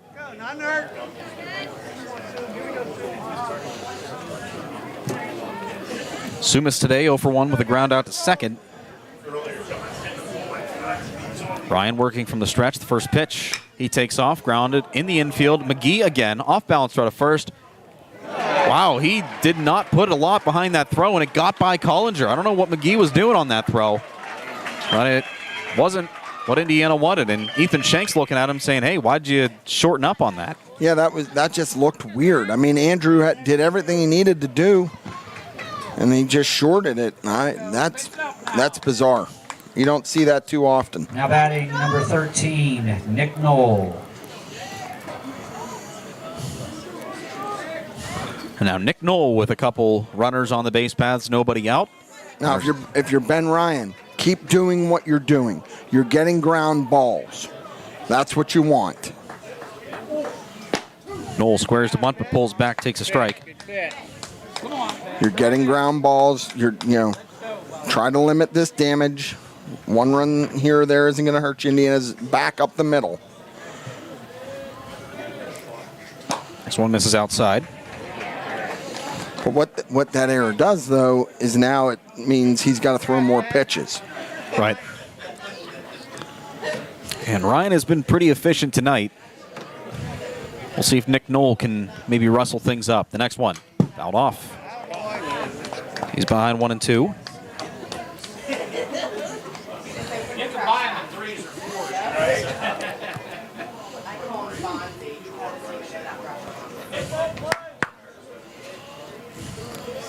Ryan takes a look toward third in the next offering. Knoll swings and misses. Strike 3, another one for Ben Ryan, and now the double play could possibly get Indiana out of this jam. Yeah, and last time up, Young grounded out to the shortstop. So if they can induce another ground ball, Indiana could get out of this. I wonder if Fleetwood's going to put Sumas in motion. I would try to negate that double play possibility. The first pitch to Dalton Young, the catcher is waved on and missed. 0-1. That was a nasty slider Ben just threw on first pitch. That's it, Ben. Keep working. I think this pitch we're going to see Sumas head towards second. Well, no, the next one runs in, but broke just at the last second, but a little late, and it's inside for a ball. Yeah, I know Ethan Schenk really wanted that because he got a couple of those against him that they called for strikes, but home plate umpire said it was just inside. Next one, the runner takes off. Pitch is high. Schenk can't get a throw off, so that's an easy stolen bag for Sumas. That eliminates the double play possibility. Okay, work the batter now, guys. Get the out. Now you just, you'll trade an out for a run here. Do what the fans say. Focus on the batter. Get the out.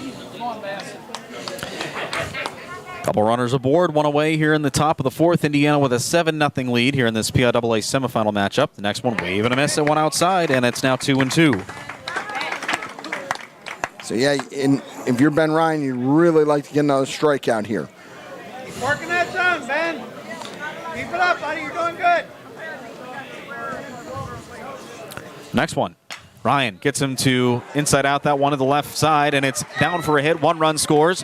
Here comes a throw home by Birch. It's a good one, but it's a little bit late, and 2-run score on the single by Dalton Young. And Fleetwood is on the board here in the fourth. Well, you can't ask much more of Dalton Young. He just went with what he was given and drives in a pair. What are they calling here? I think they're going to get a courtesy runner out because that's their catcher. But I think they called interference on the first baseman that prevented Young from getting to second. I'm not sure what happened there, but I didn't see it. Running at second base. I didn't either, but Gabe Seidel. Gabe Seidel will come in a courtesy run, but either way, he made it to second on the overthrow. So No, he didn't. Oh, he didn't? That's the thing. He was at first. They put him at second. Oh. So there must have been some sort of interference or tangle up. But now if you're Ben Ryan, you still have one out here and a man on second. So you really got to try to work through this now.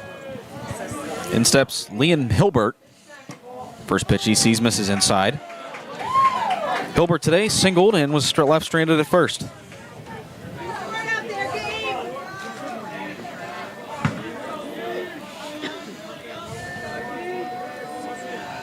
Next offering. This is outside. What you don't want to do now is you don't want to fall behind in counts and you don't want to give up free bases. That's what got Indiana in trouble here this inning, the error early on the inning. Next one. That one bounces in the turf. Runner takes off for third. Schenk can't get a handle on it. Momentum swinging toward Fleetwood here this half inning. Yeah, and this is where Indiana just needs to take a deep breath. Take a deep breath. Don't compound the damage. 7-2. Okay, you can live with that. Yeah. Next one. Right there for a strike. 3-1 to Hilbert.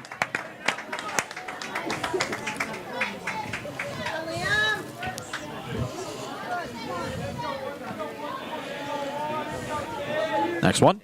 Grounded weakly in the infield toward the third base line, and Schenk will wisely let that roll foul to make the count full, 3-2. Good job by Ethan. That again is high baseball IQ.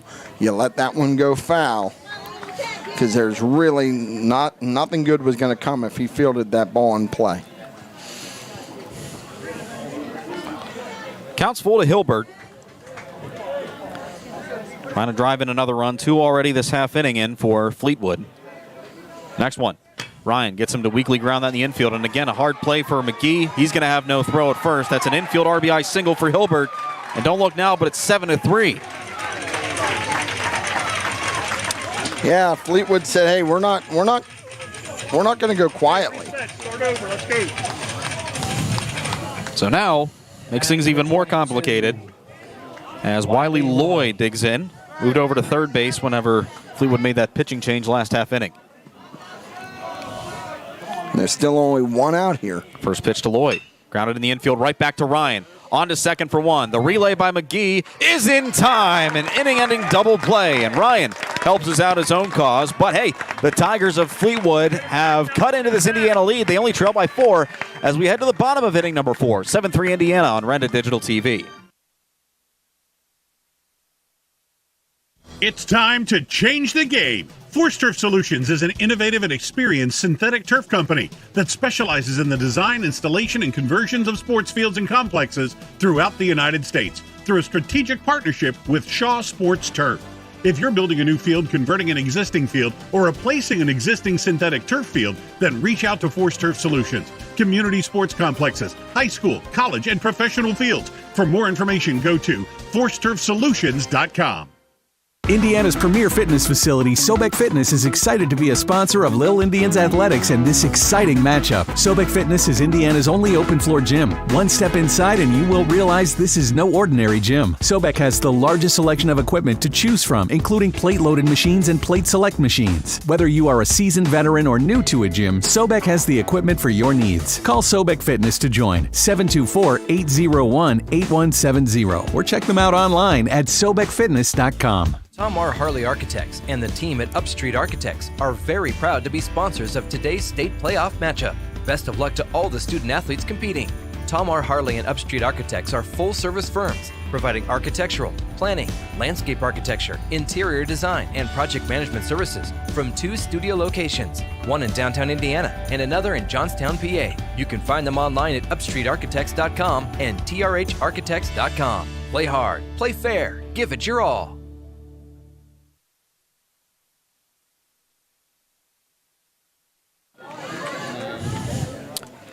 Andrew McGee steps in to lead off for Indiana here in the bottom of inning number 4 and takes a strike that appeared to be a little in. Well, that's that curveball, and he's been giving it to the Fleetwood pitchers now. Indiana has to adjust on it, because I'll tell you, Cromer's done a nice job of getting ahead of these Indiana hitters since they brought him in. Young sets up on the outside part, and now the offering. Takes up and in, backs him off a little bit. It's 1-2. Indiana's just got to chip away, keep grinding their at-bats. McGee today 1 for 2. Next one sends that high in the air to left field. Trailing back is left fielder or the third baseman Loy, and he's able to catch it on the back pedal for the first out. So 1 out. Here comes Ben Ryan. Ran into a little bit of trouble on the mound. Got his pitch count up to 50. So a 19-pitch frame induced by Fleetwood's offense. Looking to get at least one of those runs back if he can put one over the fence. First pitch by Cromer. Misses just a bit out. Ryan today is 1 for 1. He's hit by a pitch in the first, stranded at third, then hit a double in the second. That one's hit high in the air toward right field this time. Knoll moves over, calls off his defenders, and makes the catch, out number 2. Yeah, Indiana just has to now batting the designated get back to what they were doing early in this game offensively, and just, that's 2 now that they've popped up and they've gotten under, getting a little anxious. First pitch to Hunter Martin, the DH, misses outside for a ball. It's 1-0. Martin 0 for 2 today. Flew out and struck out today. Next offering. Fouls that one behind home plate, now to play. And you look, Indiana's just not squaring Cromer up like they were Hilbert. It's almost like they prepped. The prep was a little different, maybe. Next one. That one's lined into right. Could be trouble. Moving over and, well, it dropped out of his glove. Seidel almost came up with it, and that's going to be a 2-out knock for Martin. Yeah, really good effort by Seidel there to try to get that. And but Indiana will take it. And here comes the hot-hitting Charlie Manzi. He's 2 for 2 today. Second straight game with a pair of hits. Scored a run back in the third inning on an RBI double by Ethan Shank. Or in the third inning. First pitch to him, just clips the outside corner for a strike.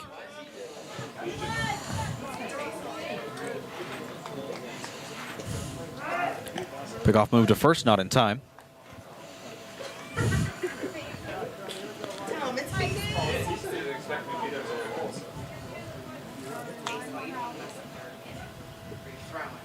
The 0-1 to Manzi. He sends that one on a line to center field and able to make the catches. Bry, what a fantastic play to end the Indiana fourth. 7-3 Indiana leads, and we head to the fifth on Renda Digital TV.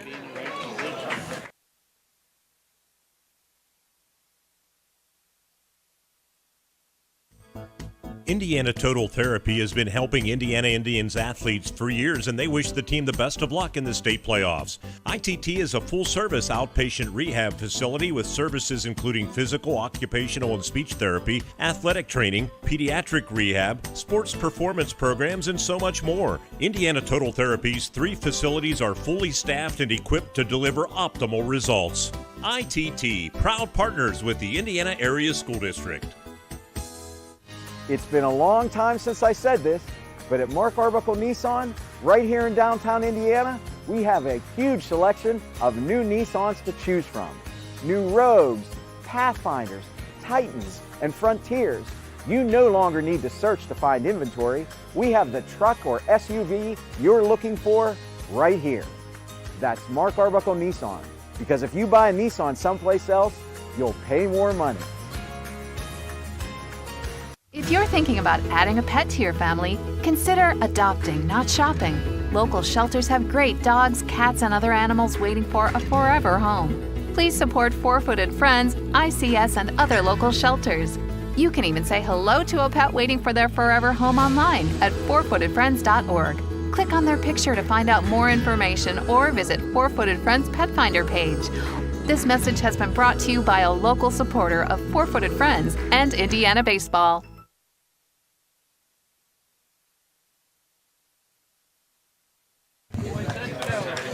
Guys, 8-9-1 spots due up for Fleetwood here in the top of the 5th. They look to continue cutting into the Indiana lead. Here on Renda Digital TV alongside Pat Doherty, I'm Jake Slobodnik joining you once again from the S&T Bank broadcast booth. Both teams vowing for a spot in the state championship game this Thursday at Penn State. First pitch, missing a little low to Kane Cromer, the new pitcher who has seemingly found the key to Indiana's offense. I'm not sure what it is, but he does. Next one, grounded to the right side and foul. That's good. My brother Owen, who's a member of the Indiana County Sports Hall of Fame and the IUP Sports Hall of Fame, he's tuning in from up near the Scranton area, Jessup, Pennsylvania. Thanks for joining us today, Owen. Yeah, a lot of folks tuned in here today. See if we have any more well wishes. Misses inside. It's 2-1 to Cromer. Well, we got a couple. Let's see. Teammate says, we got Indian fever again. Amy Trenny says, Ron and Amy Trenny are cheering from Indiana. And Emily and Katie Trenny are watching from Atlanta, Georgia, and are IHS proud. Go Trevor Smith. That one in there for a strike. They're the Smiths' neighbors out in Forest Manor out there. Thanks for tuning in. I think I had Ron for a sports management class in college. Next one, Mrs. Lowe. You may have. He was a long-time athletic trainer at IUP and taught in the health and phys ed department. That is true. For many years. Dane Rombaugh says, on behalf of the Indiana Little League baseball coaches, let's get it a W for all Indiana Little Leaguers following in your footsteps. Next one, grounded to the shortstop, McGee. Plays it on a hop. Double shuffles, throws to first, and gets the out. That's a way to get the first out. Outs are king right now if you're Indiana. Braden Subject will walk up to the plate for the second time. Struck out swinging his first go-around. Christina Taylor-Porter says, let's go, Indiana. Rayso Sunshine says, go Fleetwood. And Alec Petrov says, keep your foot on the gas, boys. First pitch, runs up and in. Alec is the son of head coach Dan Petrov. He pitched at University of Pittsburgh at Johnstown, just graduated, started a job last week. Next one, fouled off. That, if no offense was there, I would have had a black eye. Alec was a pitcher for the Indians and then went on to pitch at UPJ.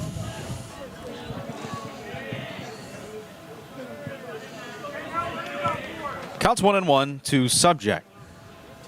Foul tipped it into the glove of Shank. And while we're on the Petrov, Alec's mother, Angie, just retired from the Indiana School District. Oh, that's right. After being a third grade teacher for, I believe, 28 years is what I read. 27 or 28. That one's fouled off. Congratulations, Angie. So I know both my kids had her and really enjoyed her, and the district will miss her.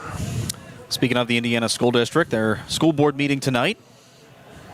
1-2, swung on and missed. Strike three, another K for Ben Ryan, and there's quickly two away here in the Fleetwood, half of the fifth. And if you're Ben Ryan, that's what you needed to do. You needed to come out and just get control, settle things down, get the first two guys, and now hopefully get a clean inning here. Wonder if the school board folks over at Indiana are going to be tuning in at all toward the end of the game. First pitch to Nate Seidel in there for a strike. If they knew what was good for them, they'd be tuned in. I know Tom Harley, he's one of our school board members, and he's one of our presenting sponsors. That's right, Thomas thank Harley you, Tom Architects. Harley. Next one.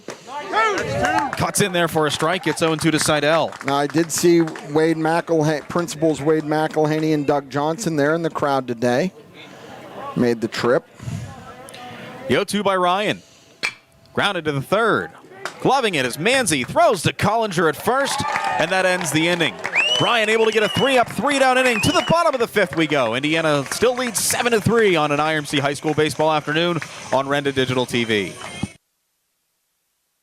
It's time to change the game. Force Turf Solutions is an innovative and experienced synthetic turf company that specializes in the design, installation, and conversions of sports fields and complexes throughout the United States through a strategic partnership with Shaw Sports Turf.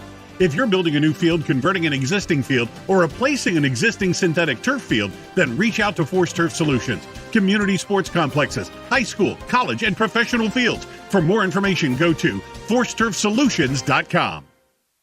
Penn Mechanical Group would like to wish the Indiana baseball team the best of luck in today's game. Penn Mechanical Group is a full-service contractor for the natural gas and oil field industry, and they're looking for talented, hardworking individuals for their team. If you're an equipment operator, rig hand, wireline operator, CDL Class A and B, triaxle drivers, they want to talk to you. PMG has local positions that need to be filled right now. Home base is right here in Indiana. Apply online at pennmechanicalgroup.com. Go Indians! I'm State Senator Joe Pitton, wishing all students who participate in extracurricular activities every success in the classroom and on the field. The teamwork and leadership skills you learn today will serve you and our entire community well in the years ahead. We need future leaders prepared to step forward and make our region a better place to live, work, and raise a family. I'm proud of the work and effort you are putting forth. Have fun, be safe, and enjoy the season. Paid for by Friends of Joe.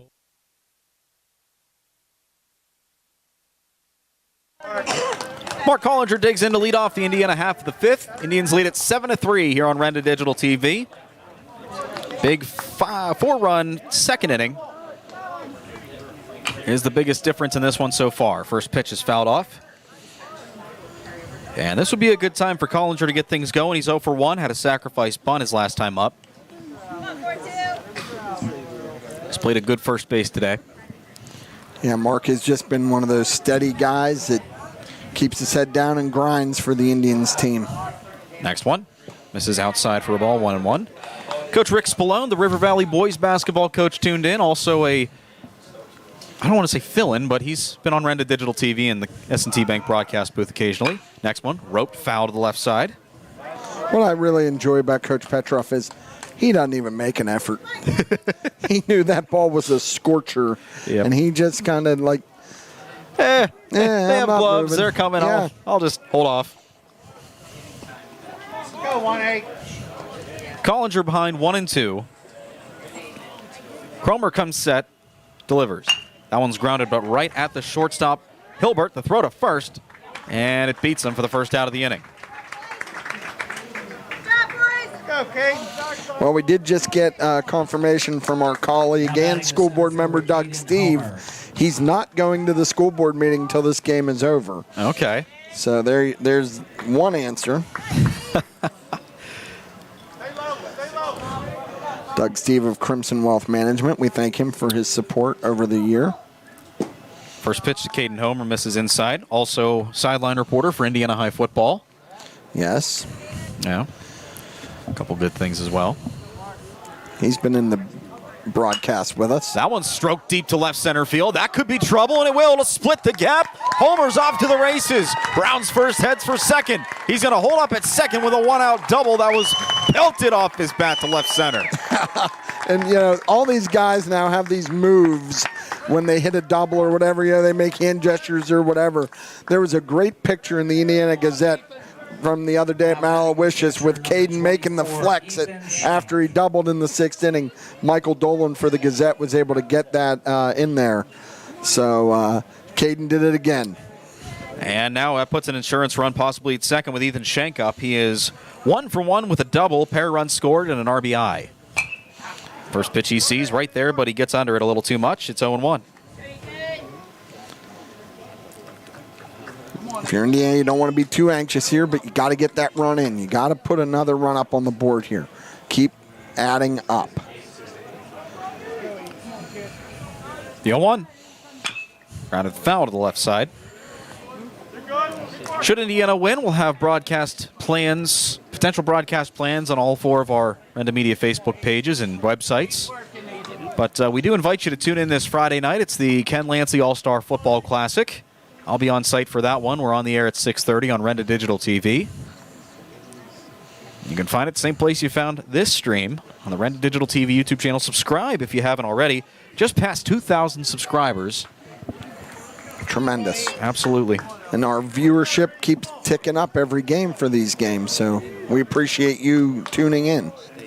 Next one, Shank sits on it, bloops that into right field, and that's going to get down for a hit. Homer is going to round third, but hold up, and Shank will put a runner at another corner, and there's 2 possible insurance runs for Indiana on the base paths with only 1 away. Yeah, that was a tough one because Caden really couldn't take off because he wasn't sure if the first baseman was going to be able to get to that or not. So now you got first and third. Tim Birch is up. What's Coach Petroff do here? And did they put a courtesy runner in? Tim Birch. Yeah, Blystone's in the courtesy run again for Ethan Shank. First pitch, Birch is going to send that to left field. Moving over is Sumas. He'll camp under it. Should score the run. Catch is made. Homer tags for home. He's going to score. The throw to second, and Blystone is safe. Sack fly for Tim Birch, and it extends the lead 8-3. It's exactly what you wanted if you're the Indians. Now, Tuscan Blystone a little bit close at second. And in fact, Fleetwood's coach is going to go out and ask the umpire if he saw it differently.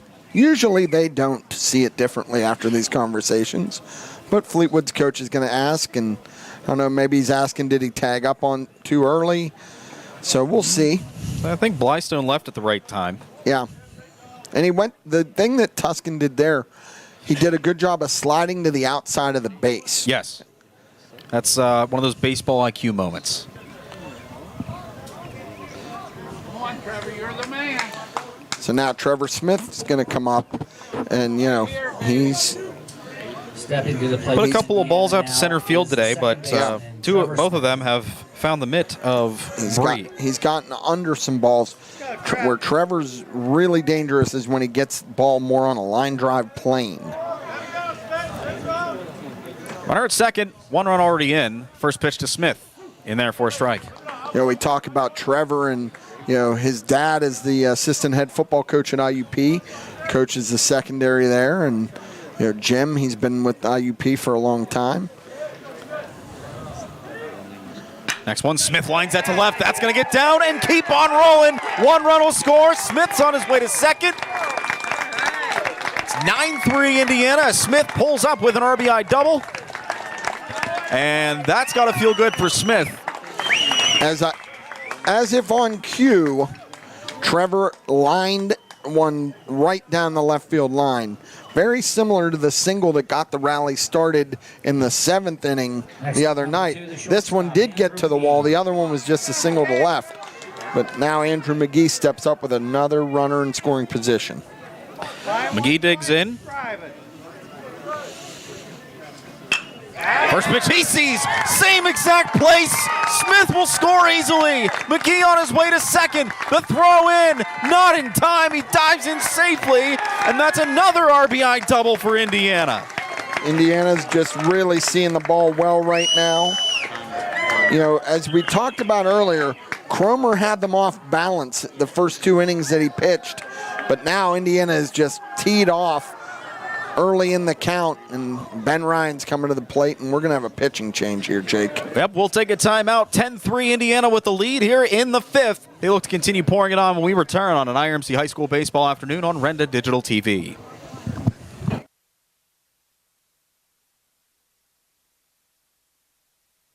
At IRMC, we have all of the necessary pieces in place to perform complex operations, including highly skilled and specially trained surgeons, their support team of experts, and advanced technology like the Da Vinci robotic surgical system. As a result, patients spend less time in the hospital, recover faster, and get treated close to home. So there's no reason to puzzle over where you should get your surgical care.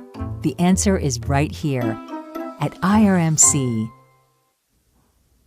Hello, this is attorney Patrick Doherty. In sports, teamwork is important.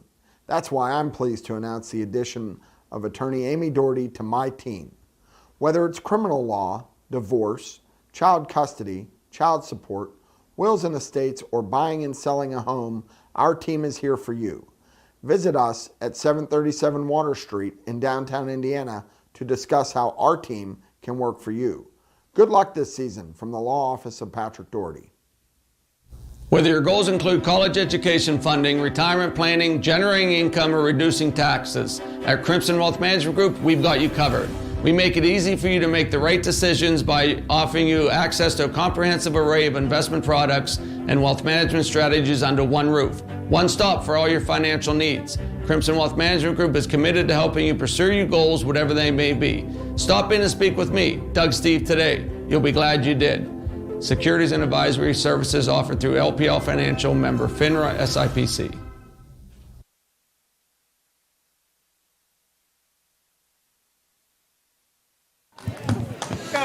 Wiley Loy will come into pitch, trying to end this rally for Indiana. 3 runs already across as Ben Ryan digs in.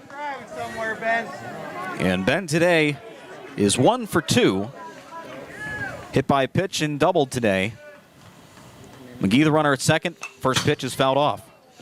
Yeah, Ben, he's hunting fastballs right now.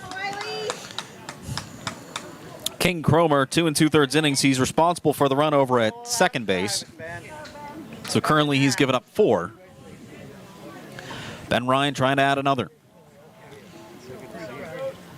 From the stretch, he pitches. And Ryan sat on it, sent it deep to center field. Could be trouble. Backing up is Bry, and he makes the catch. And that'll be the final out of the inning. Died in midair. Yeah, And it just died. But hey, Bry had that one played perfectly, and Indiana adds a couple more. They lead at 10-3 as we head to the 6th on Renda Digital TV. SeaWorld says goodbye to high phone bills and hello to Boost Infinite. Lowest prices ever. Plans start at just $25 a month when you bring your own device. Plus, snag the latest phone every year for only $60 a month. Enjoy unlimited 5G data on all plans. And with $60 a month plans, stay connected to 3 of the biggest networks nationwide. Hurry, offer for qualified customers only. Don't miss out on the best deal in town. Call or visit SeaWorld Satellite today at 724-463-3200, extension 122. You never know when you'll need a good electrician, but when you do, there's one company in Indiana you can always trust to get the job done right. Sheasley Electric has served Indiana and the surrounding areas for more than 70 years. Sean Sheasley and his team of skilled electricians can handle any job, large or small. The next time you need an electrician, go with the name you can trust in Indiana County. Sheasley Electric. That's Sheasley Electric. PA license number 5950. So what sets S&T apart from other financial institutions is that they are visionary.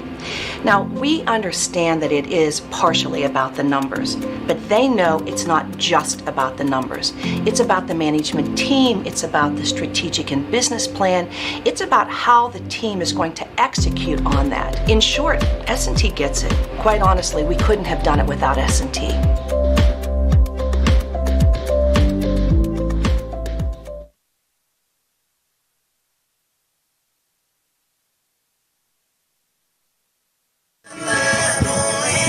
Five innings in the books here at Bellefonte High School in Indiana. Adds a couple more runs. They extend their lead 10-3. Ben Ryan back out for the 6th. Alongside Pat Doherty, I'm Jake Slobodnik, welcoming you back to the S&T Bank broadcast booth. S&T Bank people, forward banking. John Smathers is our producer today. And we got to give him a lot of credit. He was out here early today. He left the station at what, John, around 10:30, 11, something like that? He was here testing everything, troubleshooting, has our center field camera working today, and he's to my left here and working the production here on Rented Digital TV. So we thank him, not just for today, but for this entire run, because he's been, he cooked in the sun with us the other day. So. Yeah, he was the only smart one, though. He had a hat on. I didn't. So my forehead is peeling like an onion. Carson Bry will step in, ready to lead things off here in the Fleetwood half of the 6th against Ben Ryan, who has had a couple decent innings, one bad one. Put that all behind him here. The first pitch in there for a strike. A couple more shout-outs to give here on the Rented Digital TV live chat. Edwin Shank says nice hitting Ethan after his RBI or his single. Next one in there for a strike. It's 0-2. Ben's really doing a good job of getting ahead of these Fleetwood hitters. Well, you said it during the break. Just go right after him. Yes. Try to get your offense back up there as quickly as possible. The next pitch by Ryan, the 0-2. Wave and a miss, strike 3. He sets down Bry on strikes for the second time today. One away here in the Fleetwood 6th. So, when you look at this, you get that first out, you go right at him. You have I've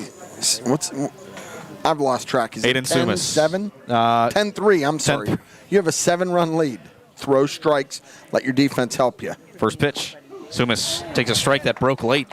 Well, that's how Cromer was getting ahead of the Indiana pitchers, that off-speed pitch that comes at you and then dives right at the plate. Dr. Sally McCombie, Indiana school board member, says, "Go, boys, I'm here. I think I might be late for the 5:30 meeting. Keep it up, boys." Hey, that's an excusable tardiness. Charles Similton says, "Nice sack fly, Tim. Keep it rolling, boys." Next one. Sliced foul to the right side. Yeah, Charles, he's a member of Coach Brad Wright's staff on the football staff. Dave Brocious says, "Way to go, Hammer. Keep it going, boys." Cheryl Freed, "So proud of you, Ethan and team." Rocky Fatino, way to go, Indiana." James Schaefer, "Amnesty granted to all board members late to policy and personnel." Swing and a miss, strike 3. 2 straight Ks this inning for Ben Ryan, and there's 2 away. Well, at least we know a lot of the school board members are listening, so that's good. Yeah. Now batting number 13, the first baseman. For once in my life, I feel noticed. Nick Knoll steps in, the left-handed hitting first baseman, 0 for 2 today. Ground out and a strikeout. Elijah Thomas also says, "Keep it going, Indiana. Bring it home." In there for a strike, it's 0-1. Mike D'Amico, go Indiana. Mike D'Amico was a former catcher for the Little Indians back in the mid-90s, 93, 94. He's, I believe, a fireman, if I'm not mistaken. So thank you for your service, Mike. Counts 2-0 to Knoll. In there for a strike. How about this? Rabbi Anthony Rubinski, former IUP baseball coach. Keep it rolling, fellas. Finish it. Anthony works a lot with a lot of these guys in the offseason through the bullpen program. 2 on. This is outside for a ball, 3-1. Rabbi, I said it, I forget who I was talking to. He was the first coach I ever, talked to religiously when I first started getting into journalism over at the Penn at IUP. And next one, grounded. Right to Smith at second, past the diving Ryan, gloves it on to first, and that's the final out. I'll save my story for the next half inning. We're through 5.5. Indiana still with a 10-3 lead in the semifinal game on an IRMC High School baseball afternoon on Rented Digital TV. Tom R. Harley Architects and the team at Upstreet Architects are very proud to be sponsors of today's state playoff matchup. Best of luck to all the student athletes competing. Tom R. Harley and Upstreet Architects are full-service firms providing architectural, planning, landscape architecture, interior design, and project management services from 2 studio locations, one in downtown Indiana and another in Johnstown, PA. You can find them online at upstreetarchitects.com and trharchitects.com. Play hard, play fair, give it your all. It's been a long time since I said this, but at Mark Arbuckle Nissan, right here in downtown Indiana, we have a huge selection of new Nissans to choose from. New Rogues, Pathfinders, Titans, and Frontiers. You no longer need to search to find inventory. We have the truck or SUV you're looking for right here. That's Mark Arbuckle Nissan, because if you buy a Nissan someplace else, you'll pay more money.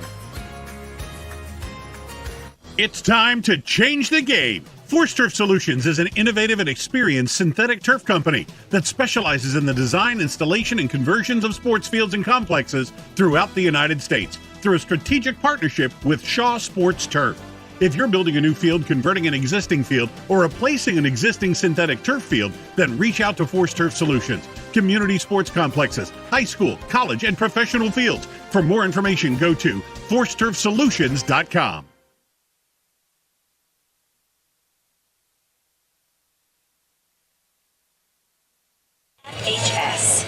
Indiana has a 10-3 lead in tow as we head to the bottom of the sixth. 3 runs would win it, I would assume. And they have the meat of the order due up 4-5-6, led off by Hunter Martin. Don't want to forget Janice Brocious. He said, finish strong, boys. You got this. It's Brocious. She's, I believe, an Indiana Hall of Famer, played basketball and teaches at the Indiana Junior High School. There's Hunter Martin. Taught both of my kids to type. Wow. Did it pay off? I don't know. First pitch of the inning to Hunter Martin, who's 1 for 3 with a single. Grounds out one sharply to the left side. On to first is Cromer. 1 pitch, 1 away. Next up is number 38. Edwin Shank says Ben Ryan is getting it done with a great team effort behind him. Go Indians. I don't think I've read a truer statement than that. No. Go, Charlie. So Manzi steps in now. Charlie Manzi up. He is 2 for 3, a pair of singles and a run scored today. First time, though, facing Wiley Loy. First pitch, wave and a miss. He gave him one to hit, but came up empty.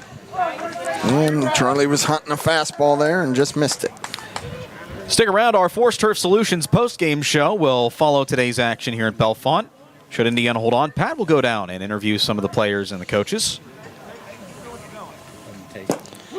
In there for a strike. I don't know if you noticed on social media, but last game at Mount Aloysius, we got photobombed by Brian Force. Yeah, we did. So, you know, it's nice when our sponsors are in attendance. The 0-2. Manzi fouls that one off to stay it alive. Obviously, Brian's son, Caden, is on the Indiana roster and has contributed throughout the season. Come on, Charlie. Put it on the barrel, buddy. 1 out, nobody on for Manzi. Looking for his 3rd hit of the day. And the pitch coming by Loy. Wave and a miss on an off-speed pitch, and he's retired via the frontwards facing K. There's 2 away. And here comes Mark Collinger. 0 for 2 with a sacrifice bunt. Now batting number 18, Mark Collinger. Collinger digs in, looking to extend the half inning and give Ben Ryan a little bit of extra rest before the top of the 7th.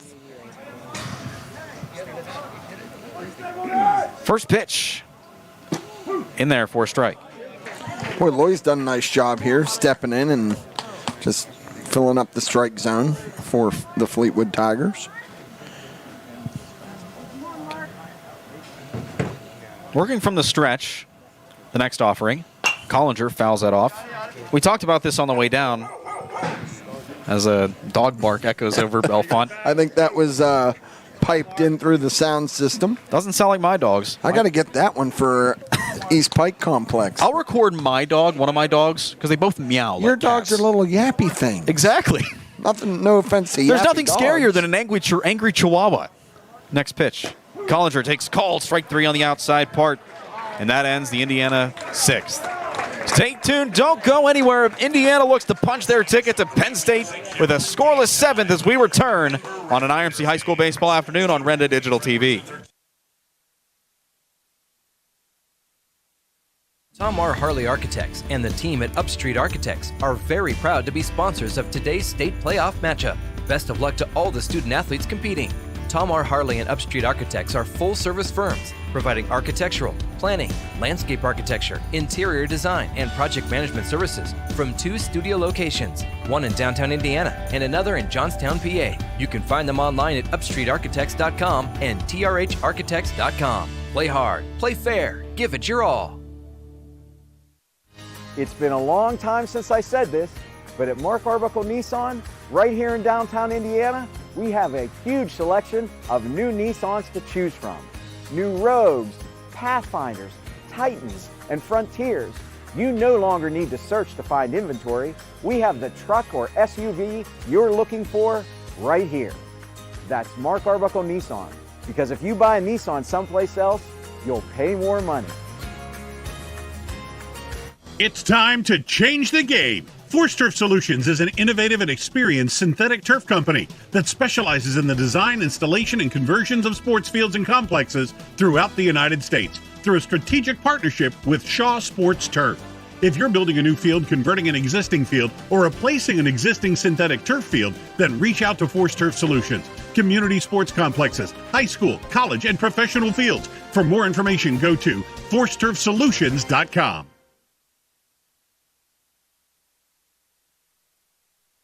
Go, Benny. Here we go. Final inning from Bellefonte. Fleetwood trying to rally a 7-run comeback and even this one up. Indiana 3 outs away from the state championship game. The first pitch of the inning by Ben Ryan misses up. Dalton Young, the first hitter up for Fleetwood. And it got a defensive change for you for Indiana. Landon Codman now in at first base for the Indians. The next one, that one's sent to center field. Homer moving to his left on the run. And it's Redinger who calls him off for the first out of the inning.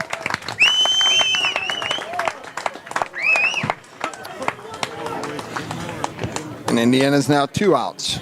Again, Now batting the shortstop. how many times do you hear it, Liam Jake? Hilbert. The hardest outs to get in baseball are the final 3 outs. Go, Ben. In the zone. And now in steps Liam Hilbert. First pitch by Ryan. Wave and a miss. Hilbert's had a good day for Fleetwood. I think he's got 2 singles. He does. Pair of singles. Next one. Runs in. Oh, and that's going to leave a mark right on the tricep. He'll take first base the hard way. Yeah, you don't want to give bases here, that's for sure. So now with 1 away and a runner on first, here comes Wiley Loy, who entered in relief. Did a pretty good job of it. We're going to get a runner over at first. Number 5 will be the runner, Michael Liebman. Running is Mike Liebman. Liebman, a senior on this team. A lot of seniors on this Fleetwood team. Sam Reimert. And now... And we got a pinch hitter, Sam Reimert, is going to bat for Wiley Loy. Oh, yep, put him under the wrong box. First pitch to him. Grounded to third. Manzi will touch it foul. Well, he would have had him at second, but third base umpire called it foul. So we'll try this again.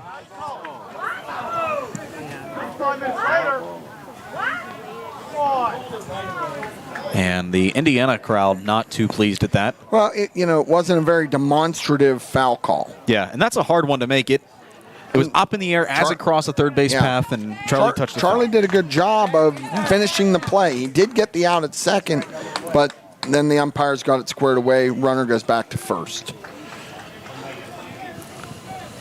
Next one. Runs in, pops off a Shank's glove, and that's going to allow runner Liebman to move up to second base. Now, if you're Ben Ryan here, you don't want to get cute. Just start filling up that strike zone. And a good job by Coach Petrov to go out and just settle him down. Yeah, I mean, that you're pitching with a lead. That runner at second means absolutely nothing. No. Pound the strike zone. It's a pinch hitter. He hasn't seen, this is the first swings he's had all day. Fill that zone. Ryan Okapal is getting loose over in the Indiana bullpen. Coach Petrov would love nothing more, though, than to keep him 110% ready to go for Thursday should Indiana win this one. And I think that was just hey, let's take a deep breath here. Stay within yourself. Don't get too cute. Finish this thing. Come on, Ben. Right after. It's one of those moments where I wish we had like Little League World Series equipment where we could listen into what he says. That requires money. 1-1. And a sensor. 1-1. In there for a strike. So whatever Petrov said worked. At this level, the language might be a little bit more than we're allowed to put on the airwaves. Worthy of a 7-second delay. Counts 1-2 to Reimert. Pinch hitter for Loy. The offering. Poked to right, but foul. Dr. McCombie just said the Policy and Personnel Committee and admin are watching of the Indiana School Board. Committee meetings leading up to the actual school board meeting tonight. I can think of evaluate your coaches here and see how they're doing. I'd say he's doing a pretty good job as Ryan able to bounce back with a strikeout, his 8th of the afternoon, and Indiana is 1 out away from Penn State. And, they did a good job. Coach Petro went out and settled him down, and then he came back and just filled the strike zone. Let's see, we're going to have a pinch hitter here. That would be Kane Cromer. And, I think Coach Schwatek will just try to get some of his... Yeah, he's trying to get guys in the game. And, these guys practice and work hard all season. They do a good job. And Number 3, Riley Bergen. So Riley Bergen will step in for the Fleetwood Tigers. Ryan looking to walk this one down. The first pitch to Bergen misses outside. If you're Ben, you don't want to overthrow here. Just fill that strike zone. Come on, Ben, in the zone. Let your defense help you. From the stretch, Ryan delivers. Wow, very close. That one just missed.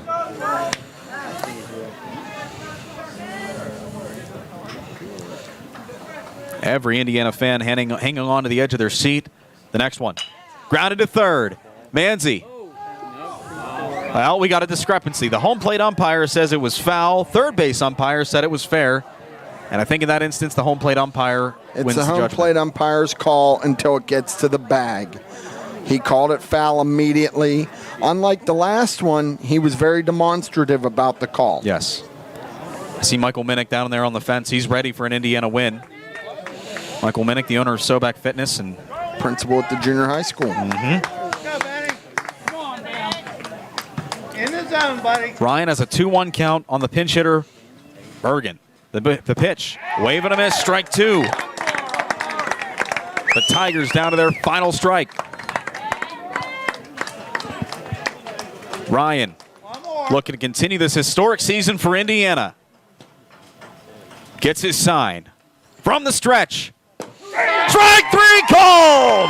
Indiana, for the first time in history, is heading to the state championship game. Ben Ryan shuts the door, turns out the lights, and locks in the complete game win. What a win for Indiana, and what a moment for the Indiana Area School District. And Coach Petrov showered with water. For Indiana's Ben Ryan, he finished with 90. And Indiana, the team, piles behind the pitching mound as they're going to Penn State for the first time in school history. Hey, don't go anywhere. Our Forest Turf Solutions postgame show is next. And we're going to get comments. Pat's going to go down and talk with some of the folks from the Indiana baseball team as they clinch the semifinal win over Fleetwood. 10-3, the final score on Renda Digital TV.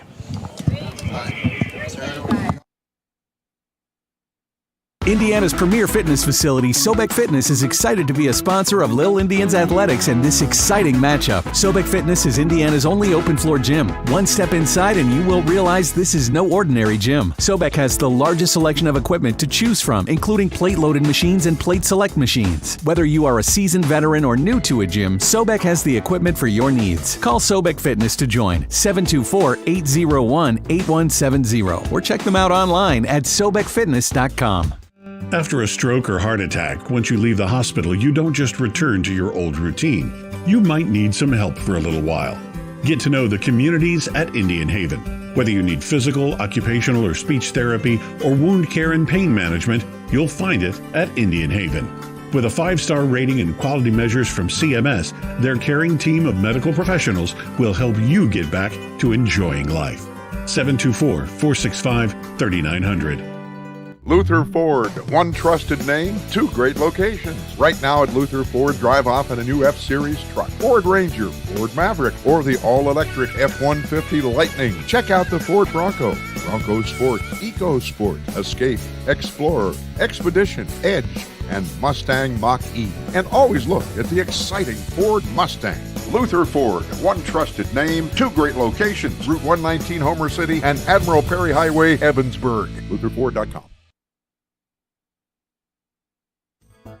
Indiana Total Therapy has been helping Indiana Indians athletes for years, and they wish the team the best of luck in the state playoffs. ITT is a full-service outpatient rehab facility with services including physical, occupational, and speech therapy, athletic training, pediatric rehab, sports performance programs, and so much more. Indiana Total Therapy's 3 facilities are fully staffed and equipped to deliver optimal results. ITT, proud partners with the Indiana Area School District. Tom R. Harley Architects and the team at Upstreet Architects are very proud to be sponsors of today's state playoff matchup. Best of luck to all the student athletes competing.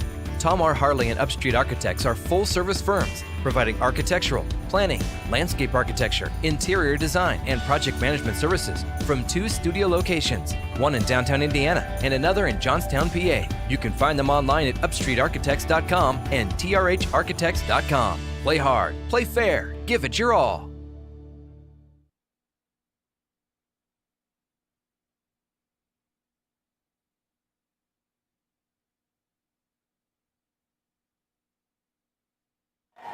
And we welcome you back to the Force Turf Solutions post-game show.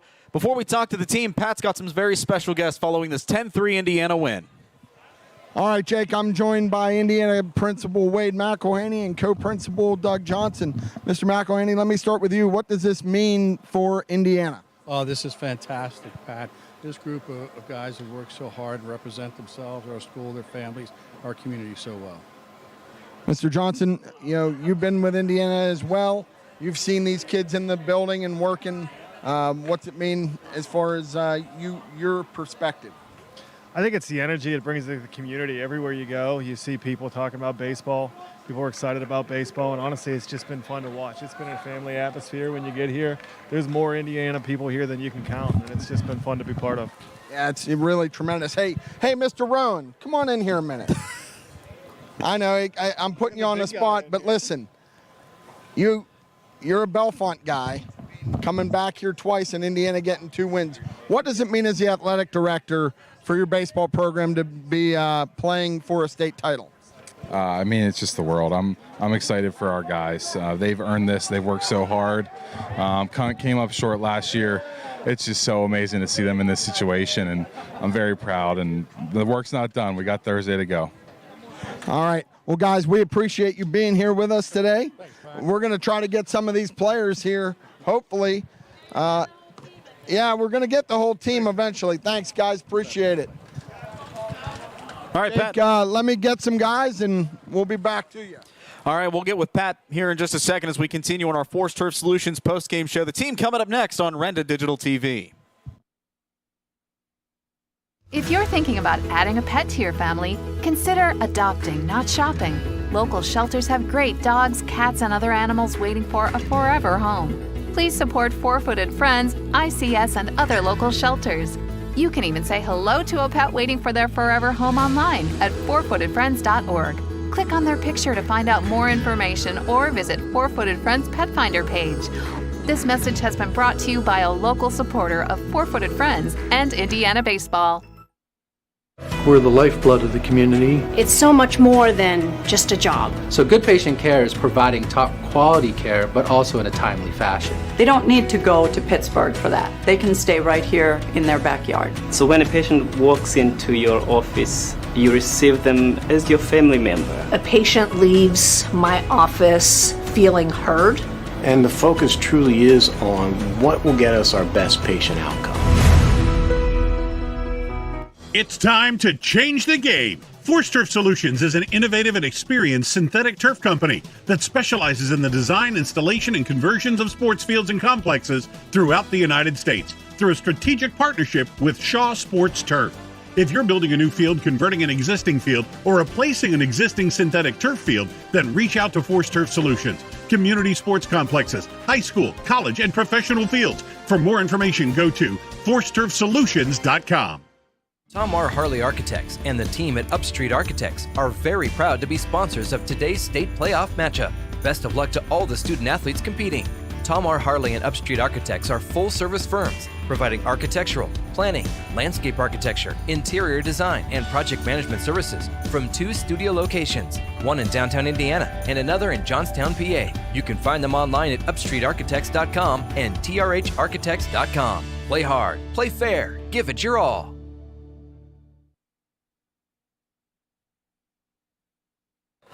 And we're back on our First Turf Solutions post-game show. Indiana, a 10-3 win in the semifinals. They're going to the state championship. Let's send it down to the field with Pat. He's got the members of the Indiana High baseball team. All right, team. Jake, thank you. I'm joined by Ben Ryan.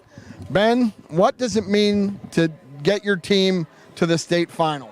It means the world to me. I mean, we've been working since my freshman year, been grinding day in and day out, and it feels, the feel of it is immaculate. It doesn't get any better than this to finally have your dream come true. You know, talk a little bit about how important the Indiana community is, not only to you, but to your teammates. It's really important to have the community come out and show out and have that behind us. I mean, it's really good people in the community, and, you know, it's nice that they come out and show out, and everyone's good people, so it's good to win for good people. Hey, Ben, you know, Coach Petrov has put a lot of faith in you the last couple weeks on the pitching mound. What does that mean to you to be able to come out here and deliver the performance that you did last Monday and then today? It means a lot. I mean, I had the same approach as last game and same approach as when I went in to close all year long. Same thing, different day. I went in and did my thing. You were able to get ahead of a lot of hitters today, first pitch strikes. You know, now, do you call your own pitches, or is Coach Hudock helping you a little bit? Coach Hudock calls the pitches, so yeah. Yep. All right. How about the job your catcher, Ethan Shank, did today? Ethan's a wall. He always does his job, and he always plays so well. Hey, Ben, congratulations. Let's see. Who else do we got here? Ethan Shank, get in here. All right, Ethan. You know, you're the guy. You get beat up every single game. You know, you got hit by a pitch tonight. Thank goodness you didn't take too many foul tips. But talk to us about what it means to be behind the plate when Ben Ryan is dealing like he did today. I mean, yeah, it's an honor. He's supplying all the gas for us. We're just coming back with the hits on offense, and yeah, that's about it. How about talk to us about, you know, I think you've basically caught almost every inning this year. How are your knees feeling? They're sore after the game, maybe the next day, but after that, we'll be good. Going to be good to go Thursday? Yes, sir. All right, man. Congratulations. Great job today. Thank you. Trevor Smith. Where's Trev?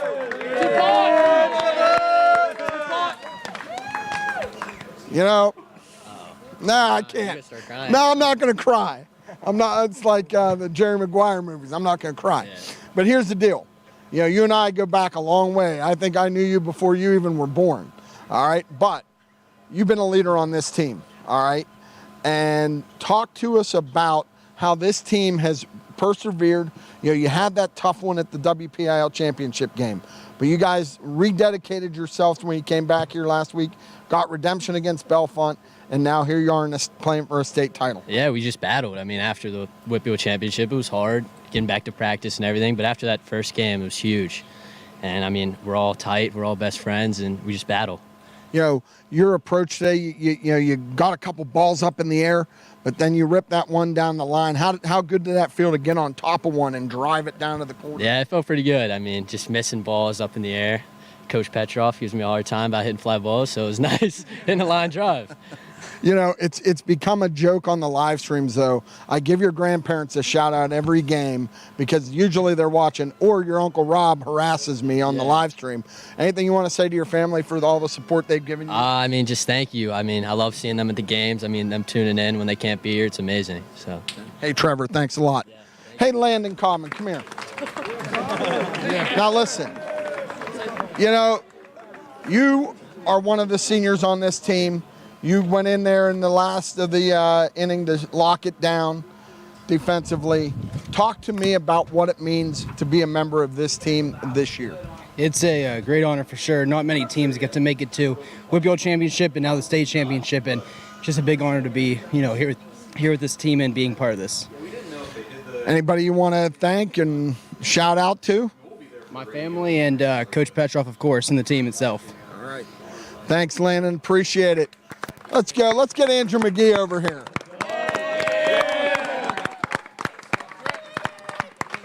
Andrew, you know, when we were here last week, you were outstanding defensively.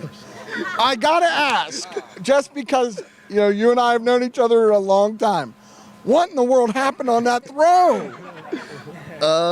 You know, I saw that had a lot of time, and I thought it went much better in my head. And yeah, that's all I have to say, really. Well, listen, talk to me a little bit about, you know, what this team, how you've been resilient, this team, and what they've done to take Indiana baseball one win away from a state title. I mean, it's a team sport for a reason. Everybody on this team, we give it our all every game, and this is the result of it. Everybody hits the ball hard, and we make plays, and we win games. All right, man. Congratulations. One more to win. Let's get Tristan Redinger. All right, Tristan. You were out in right field today, made a couple plays. I know the one you cut right in front of Caden on. I hope you guys were communicating, but what's it mean as a senior to be a leader on this team, and what does Indiana have to do to get the win on Thursday? Keep being us. I mean, we've been staying true to ourselves throughout the season, and we just got to keep doing it. All right, well, listen, keep it going. Wish you all the best.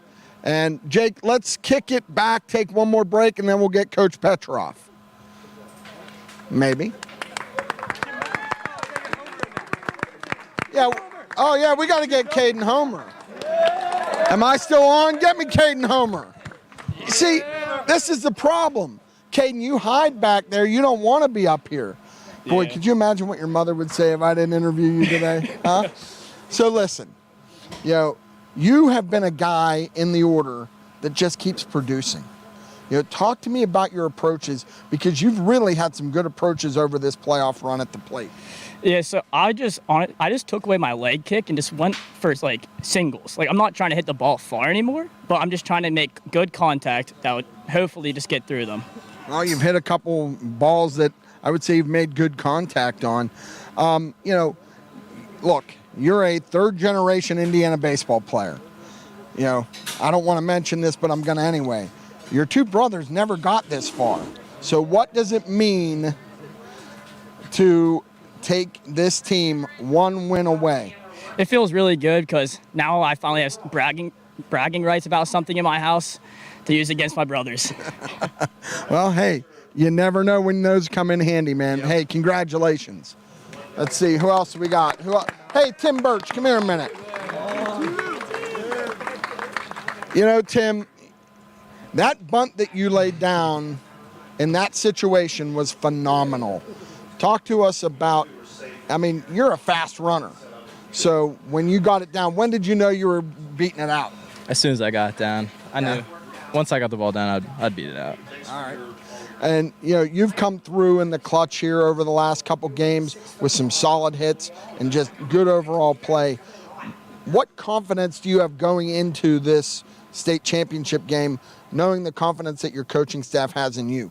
Well, I feel good. They've prepared us really well these past few games. We've been hitting well, and hopefully we keep it rolling. Everyone's hitting well. Keep it going. All right, congratulations. Let's see, I don't know if anybody... Jake, do we want to take a break and get Coach Petrov? All right, we'll be back with more of the Force postgame show after this.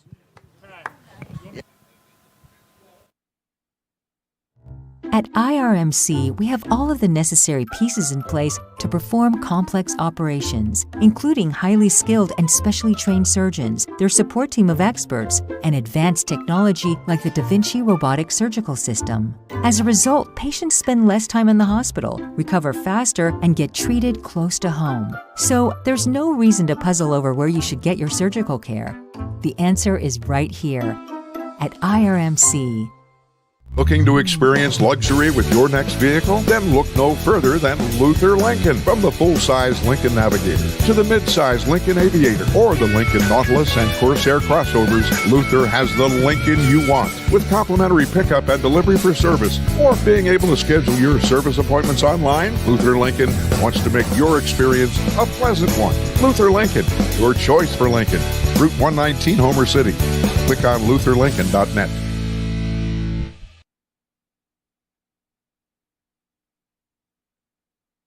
We're back on the Force Turf Solutions postgame show. Indiana punches their ticket to the state championship with a 10-3 win over Fleetwood. And joining Pat down on the field is Coach Dan Petrov. All right, Jake, I'm joined with Coach Dan Petrov. Coach, what's your initial thoughts after this win today? I mean, I'm kind of lost for words. I'm so excited for the team, for our community. These kids have worked extremely hard. I know in the playoffs, 9 or 10 guys, been playing in the games, but it took 21 throughout the year. This is a 21 team effort. Everybody does their part. Everybody does what we ask of them. And, I wouldn't trade the 21 guys on our team for any team out there.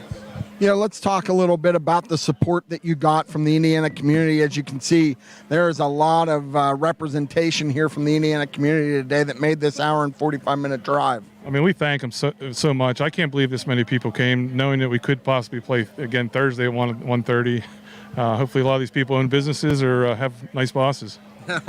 Well, my secretary already sent me a message, wants to know if we're closing on Thursday so she can go watch the game. So we're dropping her off in State College. She wants to stay 2 nights prior. Well, here's the deal. Talk to me a little bit. We can talk about Ben Ryan and the job he did, and we should, and we will. But talk to me about some of the other guys that maybe don't get the mentions. I know you don't want to leave anybody out, but if there's a couple guys that, just stand out to you. Today's the first game. Honestly, I usually, watch Amy's, game changer, who's hitting the ball, who's not. I don't know, the game just went by fast for me. So I can just say as a team, we've done a great job the last few days of practicing for the opponent's pitcher. We hit a lot of curveballs the last few days, and they've responded. Like, I've never seen a team respond in changing their approach, the way they're swinging the bats, and it's worked. I knew we had the team to get here. Just thought we had to hit a little better, and we have.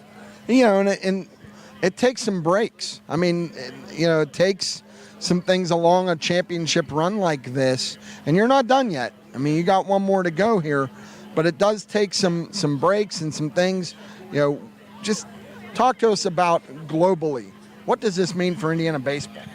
Again, us getting into the state finals, IUP a game out of the World Series. People, it might be a time for Steve to start, recruiting, using his mojo right now. But like I've said, our community does so much for baseball. They love baseball. They do a lot for IUP. So, our team wants to give it back to the community for the win. It's not just Indiana baseball one, it's the town of Indiana. This whole process started way back in the fall, really, with your weight training and all those type of things. And, I know Chris Detweiler, the strength coach at the high school, he works with your guys. He's said often, pound for pound, the baseball team is the strongest team he coaches. Talk to me about the dedication and the off-season commitment that your kids have put together. Yeah, and thank you to Chris Detweiler. He's the best. He gets our guys in the weight room. I think the football coach in Indiana for years is always trying to peck away the baseball kids because, our kids are big. They're big, they're strong, they're fast, and, it has everything to do with Chris and our kids' work ethic. Like I said, they go into the gym for an hour as a team. They go for an hour and a half after to another gym, and so they buy into the weight room. And it's what's changed our program around. There's no doubt about it. You have to be a strong kid to play baseball now, and it's changed Indiana baseball. You've had, your booster club. Let's talk about your booster club for a minute. You're able to take those trips to Florida. You're able to get coach buses in the playoffs. That doesn't just happen. You have people like Dave Okapal and Holly Gonis that, work their tails off to get that done. Talk to me a little bit about your support staff and the behind-the-scenes people that make Indiana baseball really separate themselves a little bit. Yeah, we can't thank Holly and Dave enough. They do anything we ask of them and never question it. We want a bus, coach bus, we take a coach bus. So, we eat in Florida, to go to a meal, it's $1,500. They'll they support it. They do so much behind the scenes. A lot of people don't recognize it, but today I'd like to thank them both. I'd like to thank you. You handed off the baton, to Dave. You did everything for Indiana baseball as well. But our boosters is second to none. They make everything we do possible. We have the best uniforms. We travel with style, and it's all thankful to them. We're gonna have to have another fundraiser after this playoff run because we probably got zero money left. Well, that's all right. There's always more to do. So we can't afford to make the playoffs. Now that you've set the bar, though, that it's going to be very hard to maintain it. So, Coach, congratulations on today's win. Look forward to Thursday. It's going to be exciting for not only your team but the whole Indiana community. Best of luck to you. Thank you, Pat. We appreciate it. That's Coach Dan Petroff, and that's send it back up to Jake. All right, Pat, thanks so much. We'll take a timeout. We'll come back, and we will do a couple other things. We continue on our Force Turf Solutions postgame show. 10-3 Indiana punches their ticket to the state championship over Fleetwood here on Renda Digital TV. Penn Mechanical Group would like to wish the Indiana baseball team the best of luck in today's game. Penn Mechanical Group is a full-service contractor for the natural gas and oil field industry, and they're looking for talented, hardworking individuals for their team. If you're an equipment operator, rig hand, wireline operator, CDL Class A and B, triaxle drivers, they want to talk to you. PMG has local positions that need to be filled right now. Home base is right here in Indiana. Apply online at PennMechanicalGroup.com. Go Indians! Indiana Total Therapy has been helping Indiana Indians athletes for years, and they wish the team the best of luck in the state playoffs. ITT is a full-service outpatient rehab facility with services including physical, occupational, and speech therapy, athletic training, pediatric rehab, sports performance programs, and so much more. Indiana Total Therapy's 3 facilities are fully staffed and equipped to deliver optimal results. ITT, proud partners with the Indiana Area School District.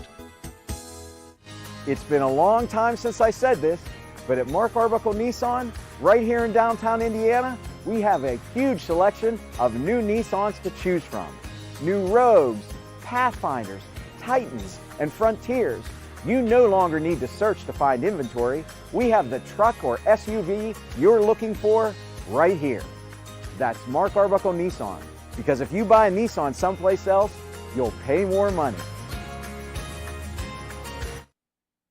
We're the lifeblood of the community. It's so much more than just a job. So good patient care is providing top quality care, but also in a timely fashion. They don't need to go to Pittsburgh for that. They can stay right here in their backyard. So when a patient walks into your office, you receive them as your family member. A patient leaves my office feeling heard.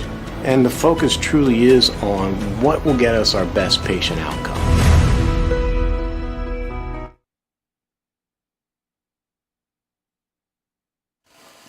Back with you for the Force Turf Solutions postgame show. Pat rejoins me here in the booth after a 10-3 Indiana win here in the state semifinal games. Pat, it just seems surreal that the Indiana Indians are going to the state championship. Yeah, when all these teams start at the beginning of the year, it's always their goal, right? Yeah. To make it to a state championship. Indiana's never done it. No. And, to do this and the way that they've done it, it's just tremendous. That they're representing District 7, and they're on one win away from a state title, and you can't ask for anything more. One thing I want to go back to what you and Coach commented on is the local support. I mean, not just on Renda Digital TV with we topped out at over 500 viewers real time, but the live fan support that Indiana brought with them. I mean, this is an hour and 40-minute drive, right. Hour 30 with you, but one way or another. I mean, the fact that all these people made this drive in the middle of the day to support this team, I think it really speaks to how tied together the Indiana community is. Yeah, I mean, they are hungry to support winning programs, and you see it not only with their time, but also their financial contributions, as Coach Petroff said. There's a lot of people that donate a lot of money to the Indiana athletic program, whether it's the girls basketball team that made a playoff run, whether it's the swim team that made a run. The swim team, they were the PIAA state champions. Yep. So Indiana's baseball team is trying to become another state champion here this year.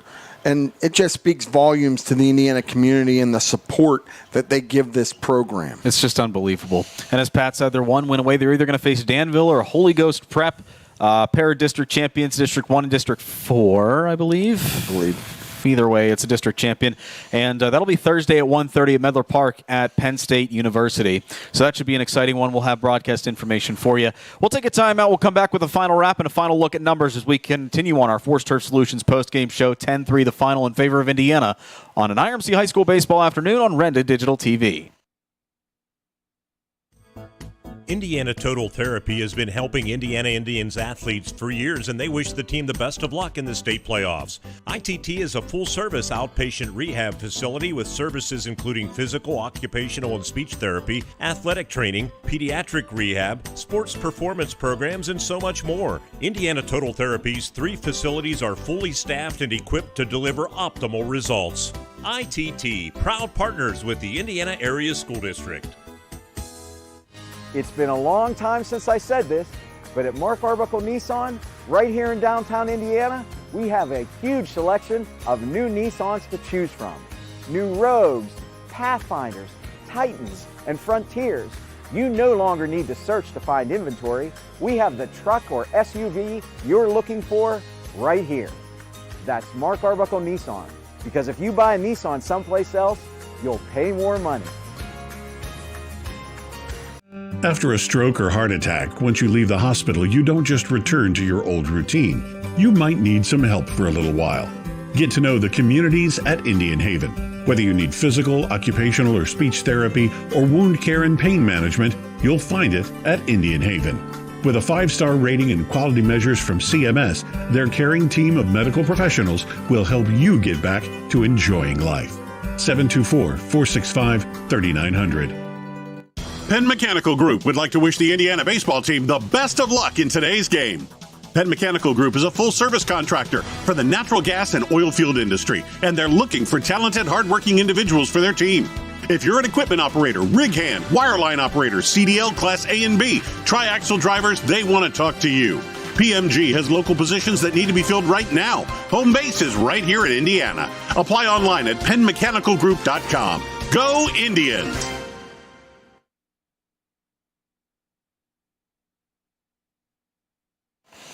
Back with you for a final wrap here from Bellefonte High School. Indiana punches their ticket to the 4A championship this Thursday. That will get underway at around 1:30 at Medler Park in Penn State University. Our Force Turf Solutions postgame show continues. We'll take a look at the final numbers. I mean, look at that. You see the Indiana side of the book, and it's just full of scratch marks and several multi-hit performances, especially for the bottom of the lineup. Right. 7, 8, 9 spots. Caden Homer, Ethan Shank, Tim Birch. They combined to go 6 for 7 in the game. And 3 RBIs, 4 doubles from the bottom of the lineup. I mean, that's just tremendous when you can get support from the bottom of the lineup. Yeah, they scored half of the runs in the bottom of the lineup. Yeah. I mean, that just, that speaks to the depth of this Indiana lineup. And now that when they got it clicking, which they have here over the last couple weeks, it's really been fun to watch. Ben Ryan, a complete game effort, 8 strikeouts, only 1 walk, 4 hits, and he allowed 3 runs. It's hard to say how many of them are earned because of that error in the 4th. I think only 1 might have been earned. But I think 1, and they didn't hit a hard ball on him. No.